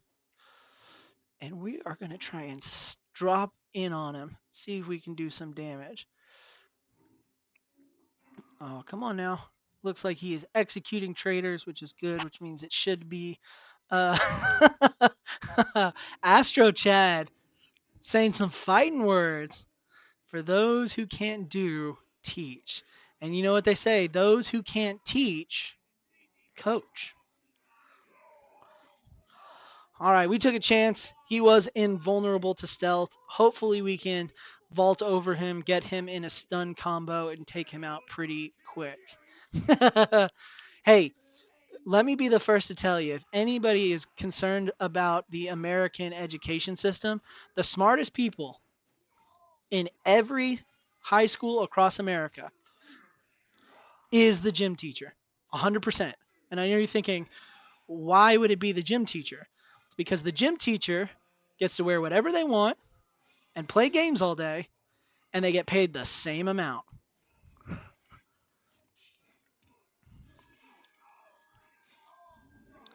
And those who teach plot the demise of our students with each other. That's right. So again, for those of you who maybe don't know me personally or just interested in it, I am a high school teacher. This is one of the ways that I use to kind of keep up with my students. If you have any questions about the American education system, it's an industry that I feel like people don't really know about outside of when they were a student, and I feel like it's a real disservice to not talk about uh, some of the things that are part of the industry. So, if you guys have any questions, funny, not funny, whatever they may be, I do genuinely enjoy answering questions about what it's like to be a teacher. And it looks like we killed that guy before we could get any information. So we need to look at the map and see if we have an intel source or an event. So we're going to take the event. We know that there is a potential rat up here. So we'll do that. But yes, gym teachers are by far the smartest people on campuses. Ooh. You know what? I would say esports coaches probably get paid more. Uh, Probably get paid more. I think being an esports coach, uh, just with the nature of the industry, there's a lot more opportunity. Um, but yeah, gym teachers, that's the way to go. I think if I could change anything about my education career, it would be getting that gym teacher certification. Just simply because they do get to wear shorts and they get to hang out outside. I currently teach in a classroom with no windows, and I mean, 8 hours in a room with no windows can be pretty demoralizing. Um, so the gym teacher's got it figured out. So we are going to see if we can cause some ruckus here. I don't know what this guy is weak to. Do I? He can be killed instantly with stealth finishers. Let's save ourselves some time. That's another captain down. And the mission is done. I think we're making pretty good time. Uh, it definitely looks like we're making good time and we were able to. I think this means because we now learned about the war chief, I think that means that we killed all his bodyguards. Astro Chad, listen, sir. For those of you guys who don't know, just to give you some perspective on Astro Chad, one of my very close friends from high school, Astro Chad travels the nation watching baseball, football, and hockey games in almost every single stadium. And now on top of that, you're telling me that you get to wear shorts to work? I mean, I'm at a loss for words. I jokingly say that I picked the wrong profession, but man, I must have really picked the wrong profession. Let's see if we can grab this guy, maybe get some intel on another orc. Hey, so Spectre Zero, that is 100% true. As a gym coach, there is a certain level of grace, I would say, if kids get hurt in gym class. When I coached wrestling, part of wrestling was teaching kids the different wrestling moves. And if I had a student that was a notorious thorn in my side, they would be they would be the student to help me with the examples for that day. And it was no secret. It was always very funny. You'd have a kid, uh, oh, coach, you know, you're just picking me because I was acting up in your class. Yeah, yeah, absolutely, bud. Now let me show you how to do this takedown. Wrestling was such a fun sport to coach, um, but it was as we tell people, it is a tough sport.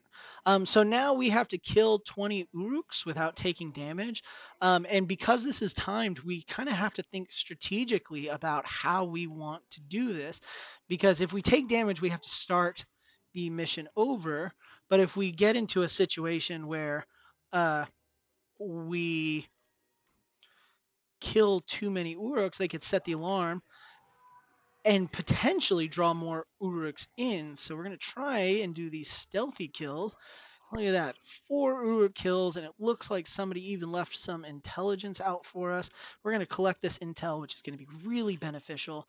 We're going to use it to get another war chief, so we can see A, how to fight him, but B, also if he has any bodyguards. And we're going to continue sneaking through this little encampment. We've got 16 more Uruks to kill for this mission, to try and draw out the war chief.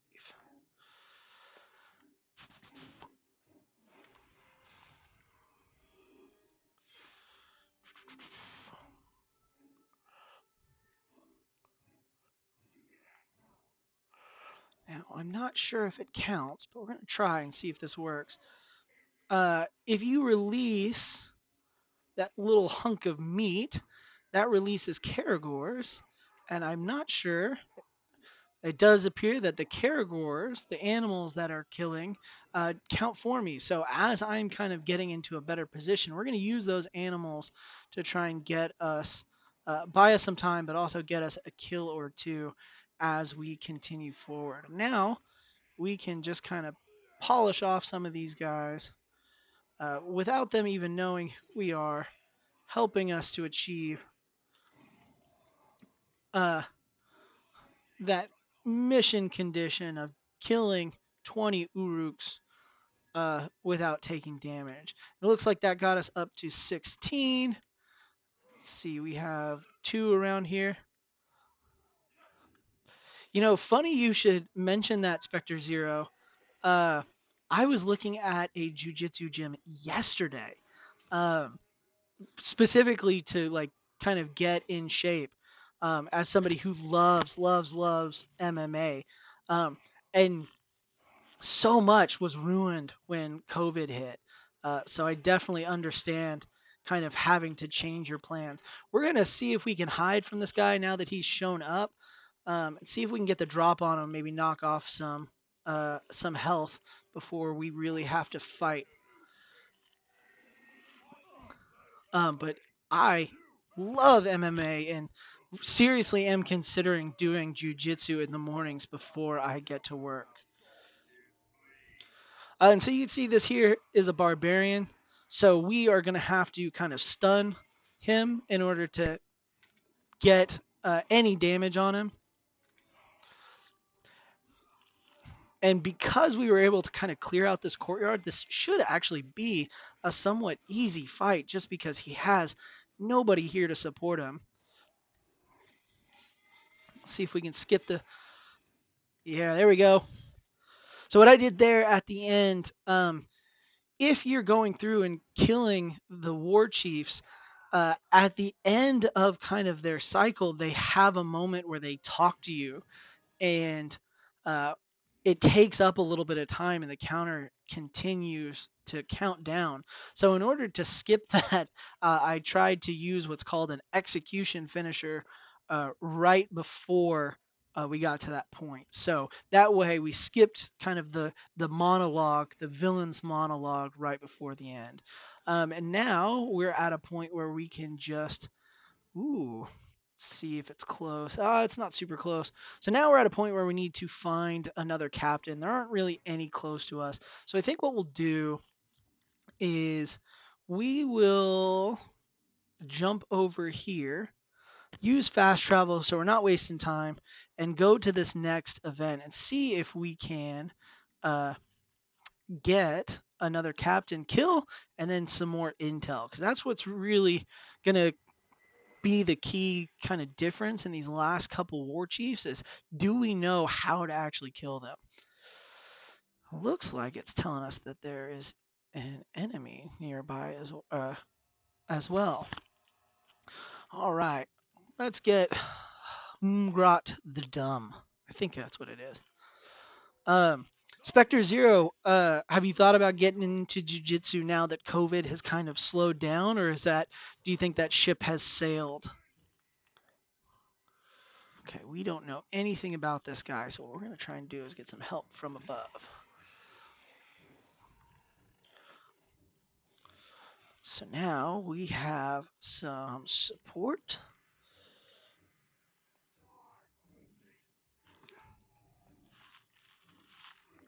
Ooh, did I just kill him? No, okay. Let's see if we can build up a little army since we don't know what this guy wants.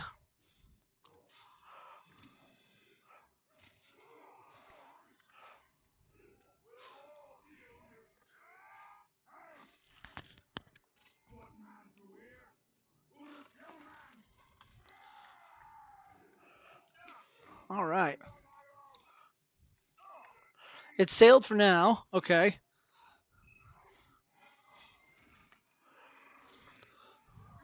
So, I totally understand. Uh, COVID really did ruin so many things. And so, uh, especially if you were going to do it with a group, and Um, oh my goodness. Okay. I have a feeling that this guy needs to be shot. Oh, nope. Sounds like. So one of the things that we're seeing here, yes, Astro Chad, I did coach swimming. That was the first thing that I coached. So for those of you that are here for the first time or don't know me personally, uh, the name Game with Coach is really who I am. I have been a high school coach for many years, and I've coached football, basketball, wrestling, track, cross country. I've coached baseball, and I've coached swimming and diving uh, as well. And I've coached a lot. And the first sport that I coached as a high school educator was actually swimming. I coached at a school in Central Texas, which was a very interesting experience. A lot of people don't know this, but Central Texas has a large swimming community. In fact, the coach of the UT swim team um, is a is the coach of the Olympic team, and so there's a huge number of Olympic swimmers that train there regularly. And so we got to interact with them, and I've had two swimmers now. Goodness gracious! All right, we're done messing around. Uh, I've had two swimmers that have swam Olympic trials for the United States, and I've had uh, many, many different. All right, guys, come on. This is okay. Here we go. Um, two that have done Olympic trials, many that have swam in college. One of my former students, who was on my stream on Thursday, he actually swam. He was one of my former students that swam in college. So I've been very fortunate to have very hardworking and dedicated athletes that have made me look really, really good. But I have coached a lot, and swimming was the first thing that I coached. In fact, that first year, our boys team got fourth in the state of Texas. So we not only had a really great team, but we had a really successful year. So it was awesome. It was a really great experience. If you love sports, like genuinely love sports, oh, this is great news. Um, high school coaches and high school coaching is a really thankless job, and uh, you really need people with a genuinely great heart to do it, and we need more really just good coaches. I'm very fortunate to work with a lot of really good, really good uh, teachers and coaches, and I've worked with some really amazing coaches.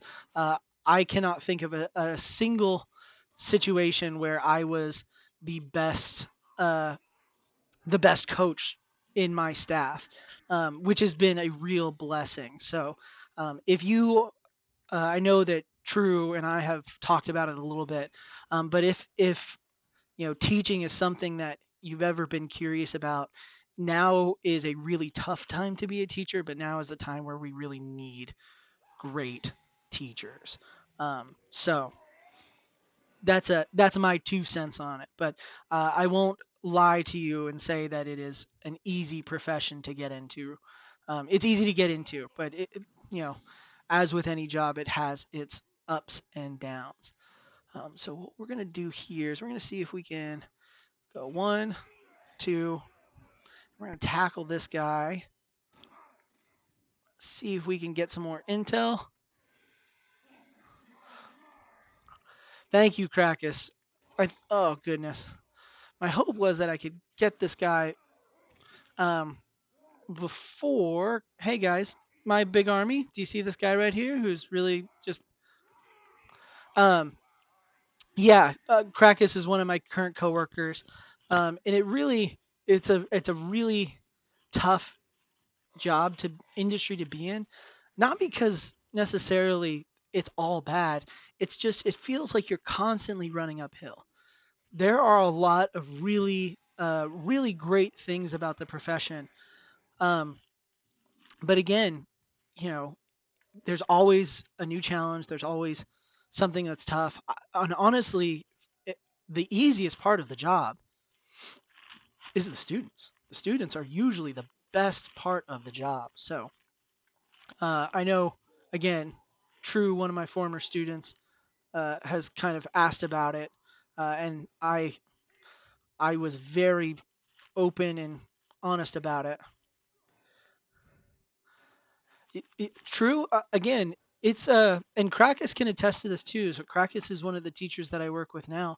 Um, that was I had the same kind of situation. I went to school for civil engineering, and then I went to school for political science, and I started taking classes, and it just was not for me, and I didn't feel like it was at all how I should spend my life. I had an office job, and it really boiled down to kind of similar to True. So True reached out and emailed me, and we've been corresponding back and forth.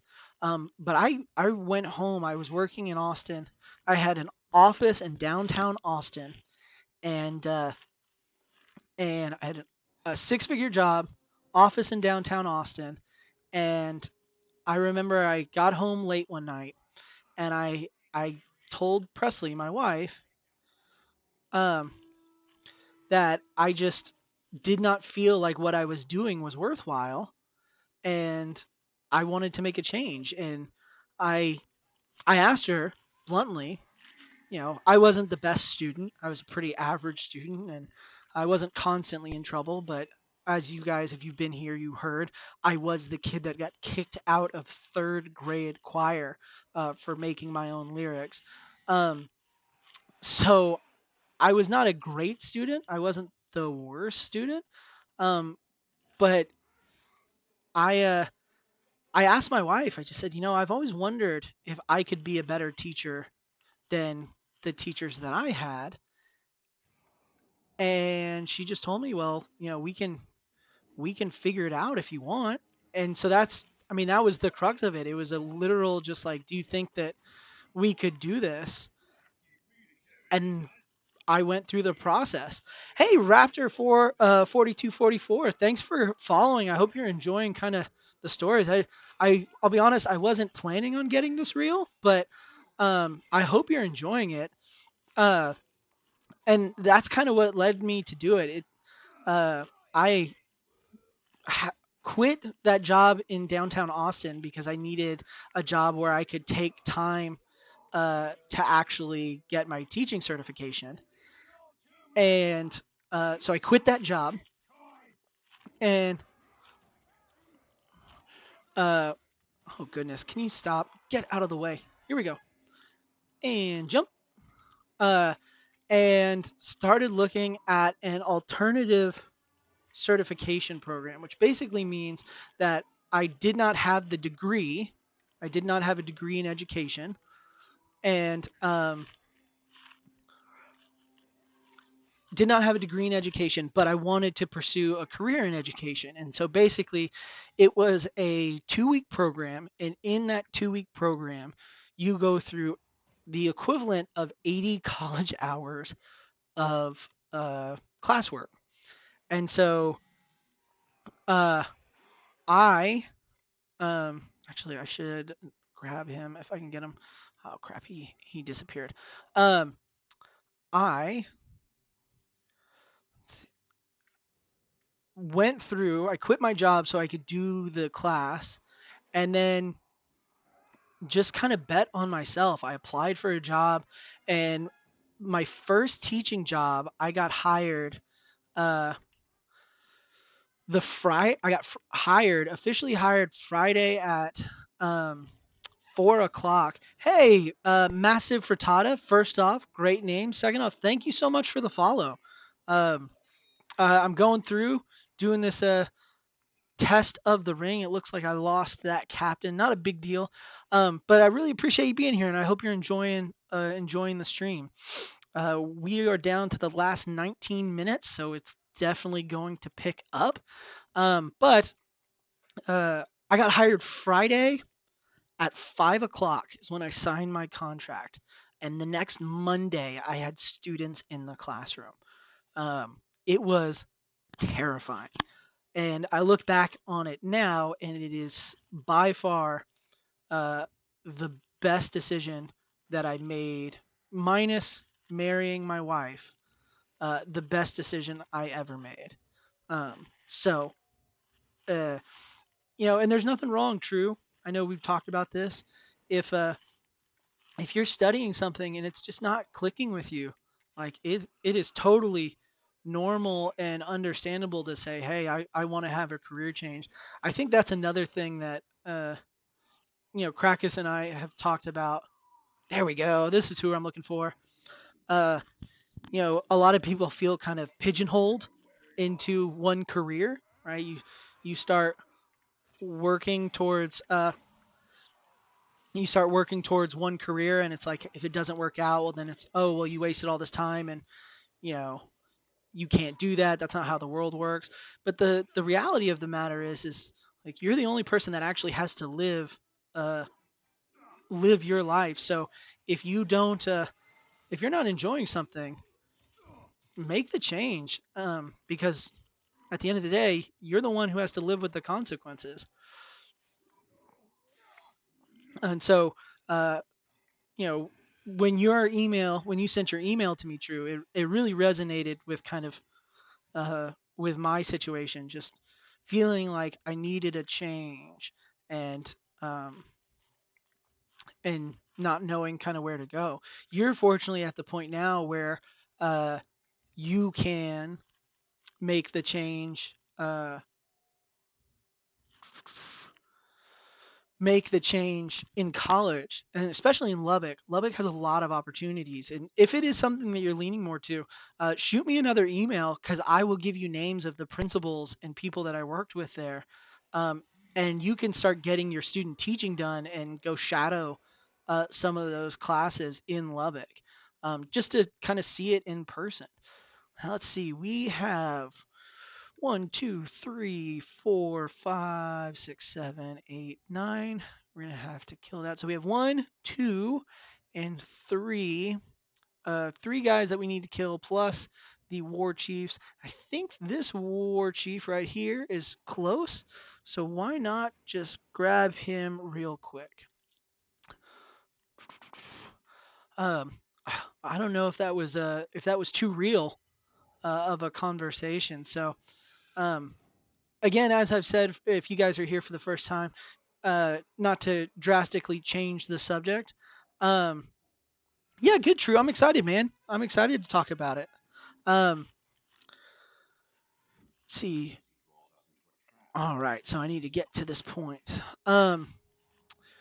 So for those of you that are just here for the first time, this has really been a way to kind of just have an excuse to talk to people and to play games and to keep up with my former students. But if you have an idea of a game that you might want me to play, I've got a big announcement later on uh, for the month of February, but I don't have one for March. And I have a poll down at the bottom of my page. So if you guys would like to see me play through a game, I've got 6 games, some that I played through before that I think would be entertaining, but also some that I haven't played through before. Um, Down at the bottom of my page, if you guys could go through and just vote on it, that would be really awesome. A, to just have the community engagement, but B, also to just to see what you guys would want and kind of help me as I start this new journey as a streamer. All right, here's our boy Roog. Dumb name, cool helmet. Let's see what we got. He can be injured by range attacks. Hey, buddy. All right. So, Spectre Zero, give me a sec for pausing. I just want to make sure I read this. Graduated with a degree in environmental science. While I have a passion for conservation, I'm also passionate about mechanics and the way of performance cars. Whew. I mean, so one of the cool things I got really into F1 during COVID, and I know that a big push in F1 is to have more environmentally friendly super vehicles. Um, so it may not necessarily be a a kind of big industry at the moment, but there is a push for this kind of merging what's good for the environment and also what's good for the auto industry that we kind of are seeing the beginning of, and it's interesting. Can you not though, my guy? Um, uh, it's interesting because F1 being kind of the pinnacle of racing, having this push to be more environmentally conscientious. Um, I kind of caught a lot of people off guard, but then they're not half-assing it. They're like actually genuinely doing it. So, um, one of the things that I've kind of struggled with is uh, just not kind of understanding where to start, and so knowing that there is a push for that, I think always helps. So I may not be able to actually help bridge the gap between, the outdoors and what's environment and good for the environment and the auto industry. Um, but I know that if you look it up, it might take a little bit of googling. There is a push in F1 to be more conscientious uh, with. All right, it looks like we got another war chief. More conscientious with the environment. So um, I don't know if that helps, but I think that there's definitely potential.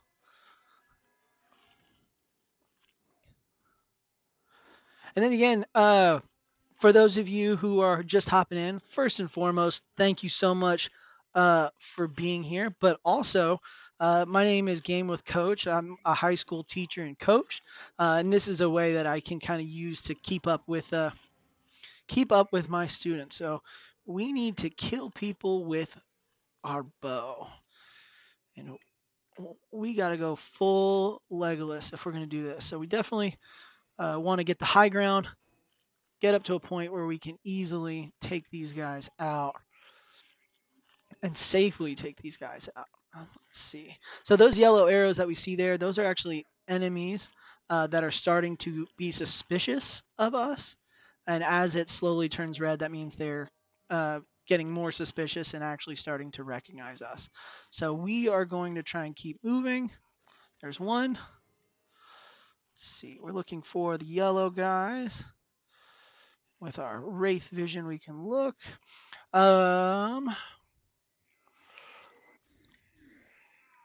Looks like I didn't kill him.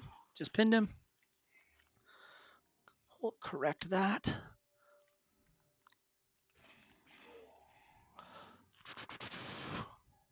And also for people who are just joining, we're doing something called the uh, Test of the Ring. This is kind of the penultimate or final challenge that this game offers, where you have to go through and kill off all of these orc captains and all of the war chiefs in less than an hour as Celebrimbor, who is a little bit weaker as a character. So it is definitely a challenge. I've done it once before, but be honest, I did not practice, and so we will kind of see what happens. We're actually going to summon a little bit of support. See if we can build up a little bit of an army against this big gentleman that we're fighting here. Yeah, yeah. So on Thursday, I'm going to be going through and showing off the second game, the sequel to this one. And they took everything great about this game and just upgraded it. There's more interesting weapons. There are more types of enemies. There are tougher enemies. In this game, kind of the level cap is around 30 for the enemies. In the other game, I think the highest enemy I've seen, I haven't found the level cap, um, but the highest enemy that I've seen uh, is level 85, I think. So we are going to kill this gentleman here. That's another war chief down. And it looks like another decapitation. I think that is our 7th or 8th one on the night. We're going to have to get a decapitation uh, counter for Thursday. But we're going to be looking at the one on Thursday. Um, the sequel on Thursday, honestly, is just a way to kind of brag about a game that I really love. And not that I had any part in its production, but just for shiggles. So it looks like we have. Oh yeah. Okay, so Spectre Zero said, "I'm excited for the future of design, but it's definitely a clash between being a gearhead and being green." And you worked with Snowcats, and that was fulfilling for a little bit. Forgive me, I'm not familiar with what Snowcats is. And the heart rate's good. I think we're at a solid 120. You guys, uh, when I did this before, I was really panicky, but uh, we do have 2 war chiefs, so we're going to be cutting it close with 12 minutes left. But it looks like we only have 1, 2, 3 guys left. One is far away. Let's see where the war chiefs are. The war chiefs are here. I think it might be more beneficial. Spectre Zero again. If you want to explain what the snowcats are, I'm not the biggest gearhead, so I might not know what you're talking about, but I would love to hear more. Okay, okay, interesting. So ski slope groomer. Uh, so like a think tank for snow. So uh, was that located out in Colorado? That might be a big assumption, but when I think skiing, I think Colorado. Okay, sick, sick. And this might be a little personal, um, but what just because I feel like people don't, especially nowadays, like talking about, no job is going to be perfect. But what was it that kind of made you say like, hey, I think this ship has run its course about that job? If was there a defining moment, or was it just, sometimes life takes you in a different direction?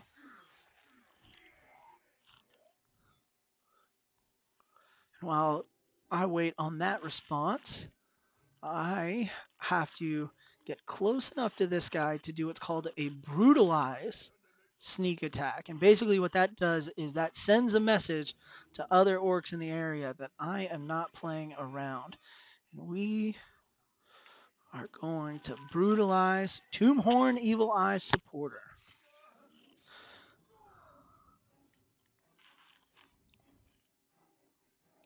Now we wait.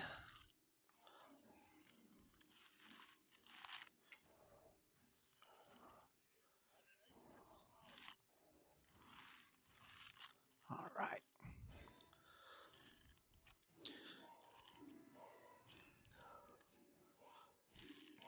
So now that Astro Chad, just to kind of reference my heart rate, now that I can see that we are at the 50-minute mark, the heart rate's going up.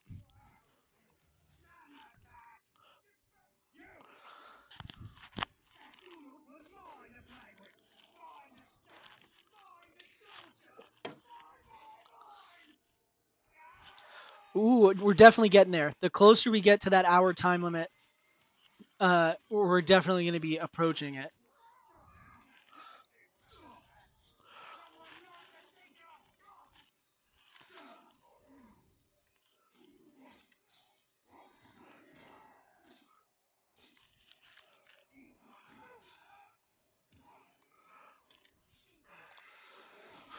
Whew.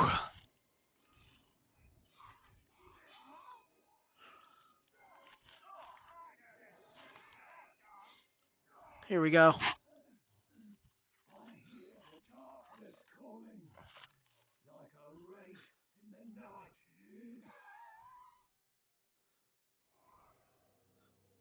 Okay, so your boss and other guys you worked with were a bit toxic.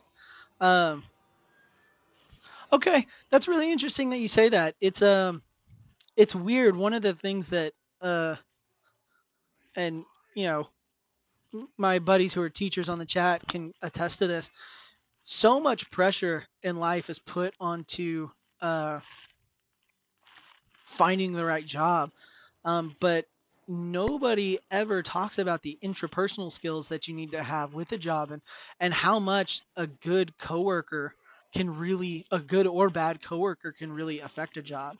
Um, yeah, Astro Chad, totally right. Like having a bad boss, I think is can really be a passion killer. And I don't know if anybody younger is listening to me ramble, but um, you know, I I've had two people in my life where I have walked up to them and uh you know, you do the casual like, hey, you know, good morning, how are you? And you know, where they've said, you know, good morning, how are you? And I'm like, oh, you know, I'm my wife was sick this weekend, and you know, the baby's sick.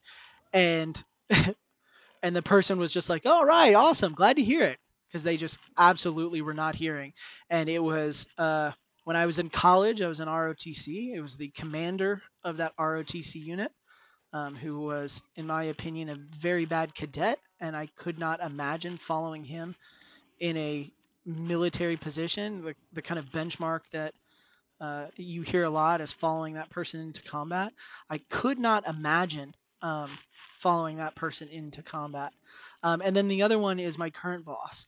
And bosses, I mean, bosses can really make or break a job.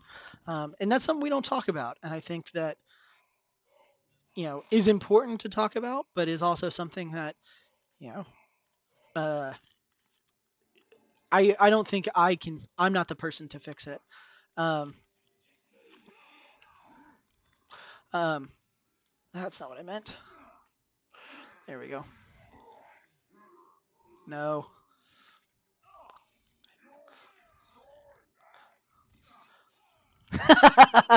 Krakus, tell us more. Uh, this guy that you work with plays video games.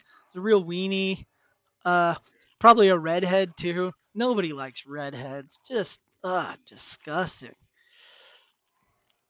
Here we go. Last war chief, which means all we are doing now is just chasing down the last couple of people, and there is another decapitation. I think that puts us in the double digits. We decapitated one of the archers as we got in here. And it looks like we might have one guy nearby, which is really good. An awful Astro Chat, awful beard, an awful beard. I take personal offense to that, sir. An awful beard. This thing is amazing. All right. This thing is phenomenal. Now, it does have the texture of steel wool, but only Presley has to worry about that. All right, here we go. Let's get this. So we have just a few captains left that we need to kill.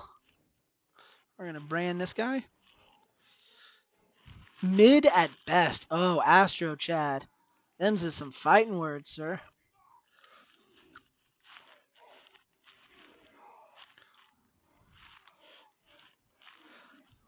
This thing is, and I've been growing it out too. I've been asking Presley, you know, what do you think? Is it here to stay? Do you want me to grow it out? Normally she tells me it makes my face look fat, but I think she's warming up to it. It's a shame she's helping her friend who we've been letting live with us. How dare you? Um, um,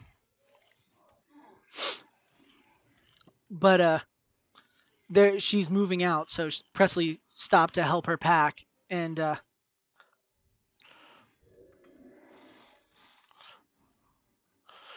see. Okay, why are you not dying? Come here, buddy. Uh, nope, I'm here. Uh, we're pushing fat face now. I was like, that's not nice to call Ashton that. Thank you, Krakus.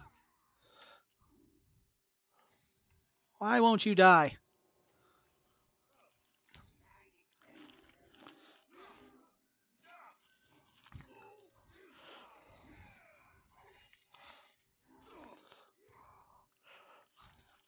This is a lot of time wasted. This might be what kills us tonight.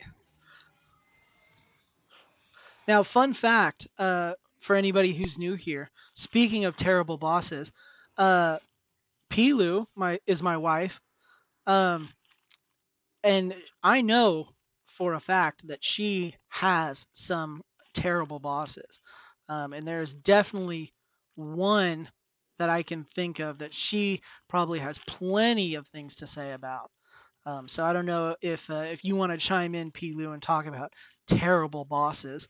And honestly, this will give us an excuse to stop picking on my immaculate beard. Yeah, looking at you, Astro Chad. All right, it looks like we have two captains here. Let's summon them. Oh, okay. Well, it didn't work. All right.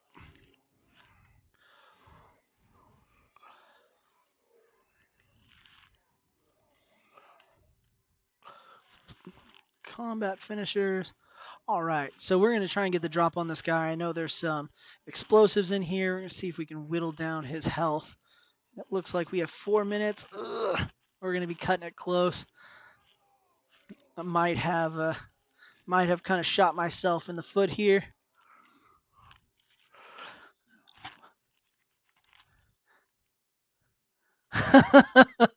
You hit sick. Oh, uh, wanted you to shave the beard. You said no. Stood your ground. uh, and then went a best time on your 100. Not an easy thing to do. And then Pilu, there was definitely one boss. What Pilu is alluding to, I was actually Pilu's boss when we met, and um, we were very good friends. And that friendship clearly grew into something more, which I am incredibly thankful about. Um, and yeah, so we have some fun stories of the kind of boss that I was. And then also, Spectre Zero, going a 100 time, for those of you that aren't familiar uh, with swimming, the 100-meter swim is uh, effectively like the 100-yard sprint. To get a best time um, is incredibly difficult to do. And then to get a best time kind of in spite of somebody is is hysterical. So that's awesome to hear. And I don't know where my captain is. Actually, I have a better idea because we don't need to worry about that. We have two captains left, and we know that these guys want to fight each other. So we're going to see if we can knock both of them out at the same time. Let's see. I can fast travel there. That'll save us some time. But one of the fun things, and maybe we can talk about this more in our February streams when, hint, hint, nudge, nudge, I may or may not have a much more attractive out of my league guest. Um, but we had a terrible boss when we worked together. I was not, we worked together in housing, and I was not the head honcho, if you will. But the head honcho at that job was awful. And we have many stories about how terrible they were. All right, so we have 2 minutes. 2 minutes. Let's see if we can get up here. We're going to be cutting it really close. Get those clown emojis ready. Uh, if I blow it here right at the end.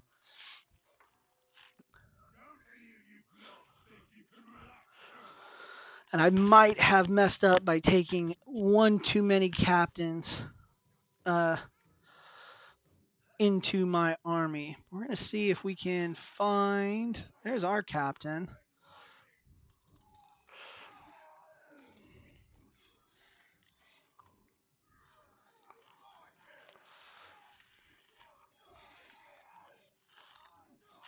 And we can't kill my guy until the other captain shows up. So we're going to try and just take out these guys. There we go.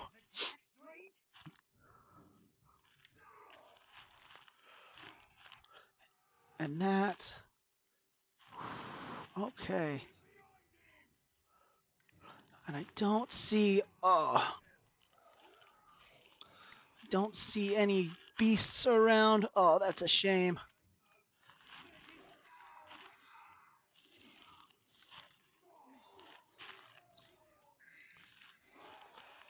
Let's see if we can just get.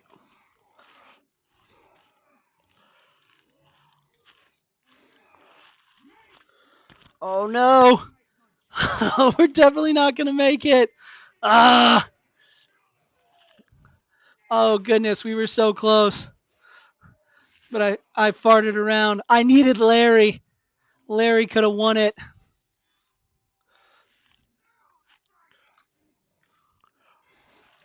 And of course, I saved the guy with the shield, and you know the one guy that I can't hit, of course, for the end.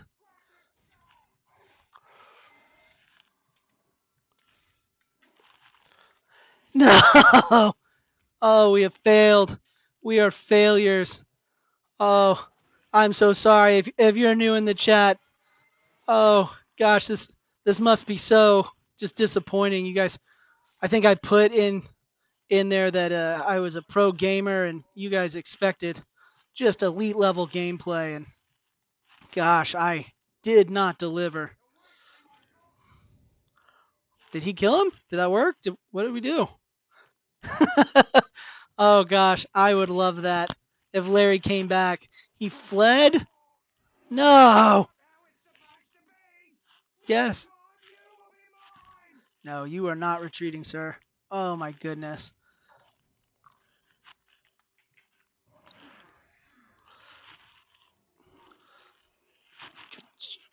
You ruined everything. There we go. Oh my goodness. Oh my goodness. And then the last one, we have to kill off our captain here.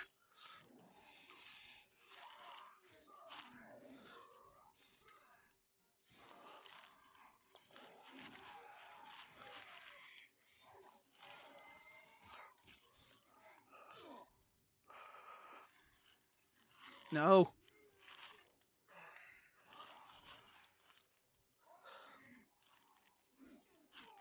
Of course, there would be a patrol coming up that just so happens to coincide. Can you guys just come on, guys? You're making me look dumb in front of my friends. Everybody's judging me. My wife just walked into the room, gave me divorce papers. Oh my goodness. That's just a joke. My wife has never been impressed by my gameplay when I was succeeding or failing. I think that should be the end of the challenge. A little bit outside of that 1 hour timetable, but I think we managed to do everything else.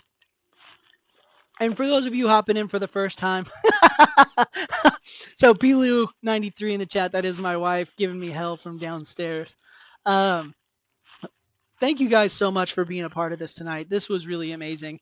Uh, as always, this has kind of just been something that I do for fun and to kind of keep in touch with friends and former students. And so to have several hop in the chat tonight and talk and hang out and have some of my coworkers come in and talk has been really great. And then also for you new people coming in, Hey, calm down there, Astro Chad. Uh, it's been great to meet y'all and have y'all be a part of the community. I hope y'all enjoyed this. Um, but with that being said, I am going to tidy up everything here. If you guys are sticking around, I'm going to raid out here in a minute. But before we do that, it's the second to last week in January, and I have been really excited. And I just wanted to take the time to announce that my wife and I are going to actually do in February a full playthrough of It Takes Two, and we know nothing about this game. Neither one of us have played it. Neither one of us have watched YouTube videos of it. But we know that it's about a couple, and it's kind of encouraged that couples play it together. And so we are going to get that set up, and we're going to be doing a long play all throughout the month of February. And I think what we're going to try and do is have theme nights where we're going to encourage people to come in and have questions about not necessarily us the entire time, but we're going to bring in friends and just talk about things that we've seen in our good and bad relationships, but what it's like to date and what it's like to plan a wedding and get married and have your first kid, um, and just really invite as many people in to kind of be a part of that. And I think everybody will appreciate it. And for those of you that know me personally, I think you will definitely understand and appreciate. She is much easier on the eyes than I am, so it'll be really good to have her on stream. And I would say I'm a decent video game player, but I would say that when I play with my wife, when we play games together, neither one of us are good. So it should be pretty hysterical, not only from the gameplay, but the level of skill. So we're going to be playing through that together in February. Uh, we may have some surprise streams where we bring some of our friends who are also couples in to play some other games. Hint, hint, nudge, nudge. I know Krakus and I have a vendetta that we have to settle out. Additionally, just some shout outs to some people who have really supported me. Uh, Mr. Jote has a stream. Oh, if you are currently engaged, please come back because boy, do we have some. We're engaged in planning a wedding stories. We'd love to have you, massive frittata. And go ahead, follow, if you would, follow me on Instagram because I'll be putting the different themes up there of what we're going to be talking about that night. So we'd love to have you come back. Um, and just to shout out some of my friends, Mr. Jote is the guy who kind of got me into streaming. He's currently doing two playthroughs. He just started one called Dead Cells that he'll be going through his first official stream tomorrow. And then he's also doing, if you've been watching the HBO show The Last of Us, he's been going through and playing through that game to coincide with the TV show. And it's a really interesting. I've not played the game nor watched the show, so I've been kind of going through it with him. And it's cool to see him explain the differences in the game and the show and kind of how they adapted it and how they've adapted it so far after two episodes very well. And then another guy, Benjamin, who I think hopefully is still lurking. He's doing a Dead Space playthrough. He's a buddy that we met through streaming who's down in Australia. And I had a great time on his stream the other night. He streamed earlier today and rated in, so some of you may have come over from his stream. But those are two guys that I would really recommend you check out. Otherwise, for those that are hanging around, we're going to raid out here in a minute. But I just wanted to say sincerely, thank you so much for being a part of this. Thank you for really kind of distracting me from the game, which was a lot of fun. When I did this before, I was really panicky. But to get to do it with you guys, it was a lot of fun. And I think I'll end tonight saying the words that I think we all want to hear. And that is long live Larry, excuse me. Oh God, way to ruin it. Long live Larry, long live Steve, and long live Perseus Hankville III. May they roam freely, mate wildly, and kill orcs nonstop. So, with that, I've got to teach tomorrow. So, y'all have a fantastic night, and thank you guys again for showing up.